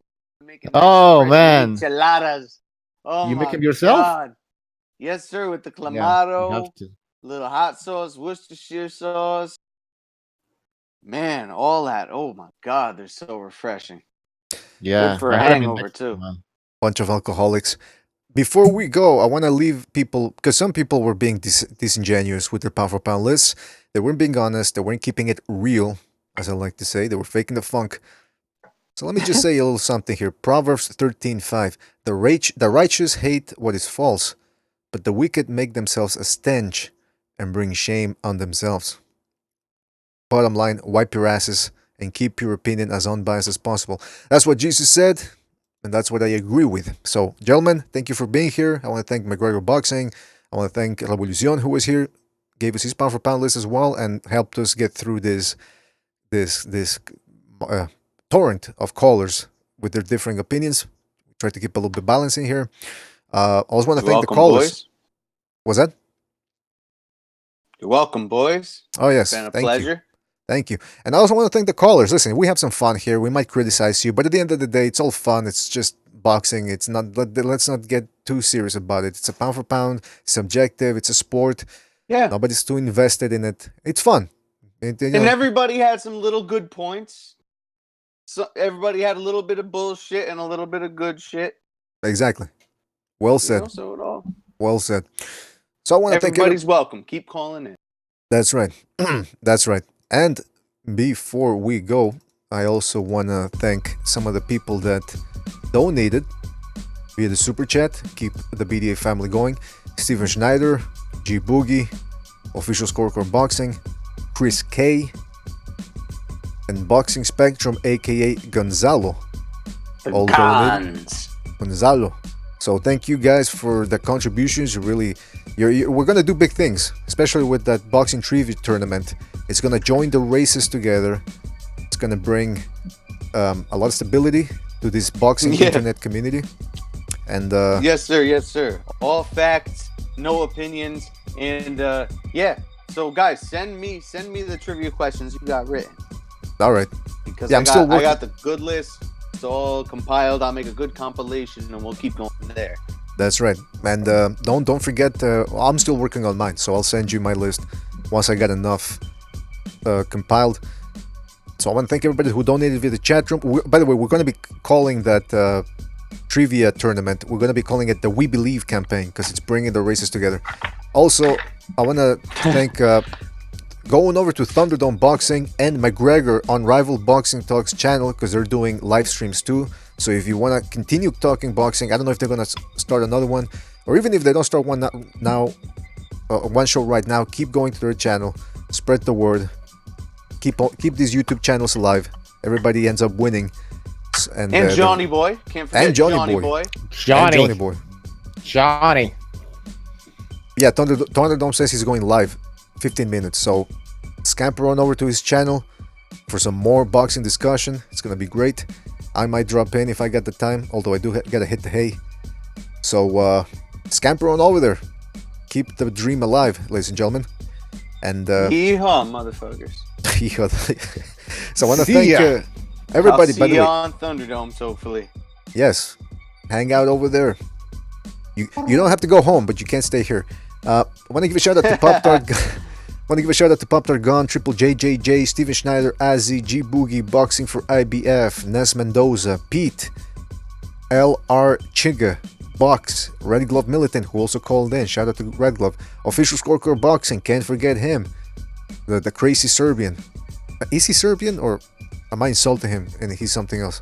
Anyway, I'll call him French. Saint Brit, G Boogie, Sin Amosia, Transnational.Inc., The Punisher, Bay Area Boxing, Backmasters, Boxmaster, Gonzalo was in there as well. Thunderdome, Precise dropped it in as well. Shout out to Precise, check out his channel, Carnival. Magic Man, Fight Scout, Jonathan Vickland, James Doherty, and many more. You fellas know who you are. Thank you for joining us. Thank you for supporting us. Hit that like button, subscribe, spread the BDA gospel, and we will see you the next one. Take it easy, Phils. Oh, yes. I'm sorry, I didn't mean to offend you. I'm disappointed in every one of you. I kiss you on the mouth. No, I'm not cool with that. I'm sorry. One more time. I'm disappointed in every one of you. I mean, I'm dealing with degenerate animals. I'm disappointed in every one of you. fuck. Disappointed in everyone. All right, come on. Honestly, I can't do it, man. I'm disappointed in everyone. Let me tell you why. It's gonna be alright, Nicky. Go ahead, shoot. He just killed a little fucking man. What are you going to do about it? You're happy because you got nothing. You don't got a thing. You're happy because you got nothing. Lomito! You got nothing. I want to get out of this rat hole. I want to get online. I need BDA Boxing.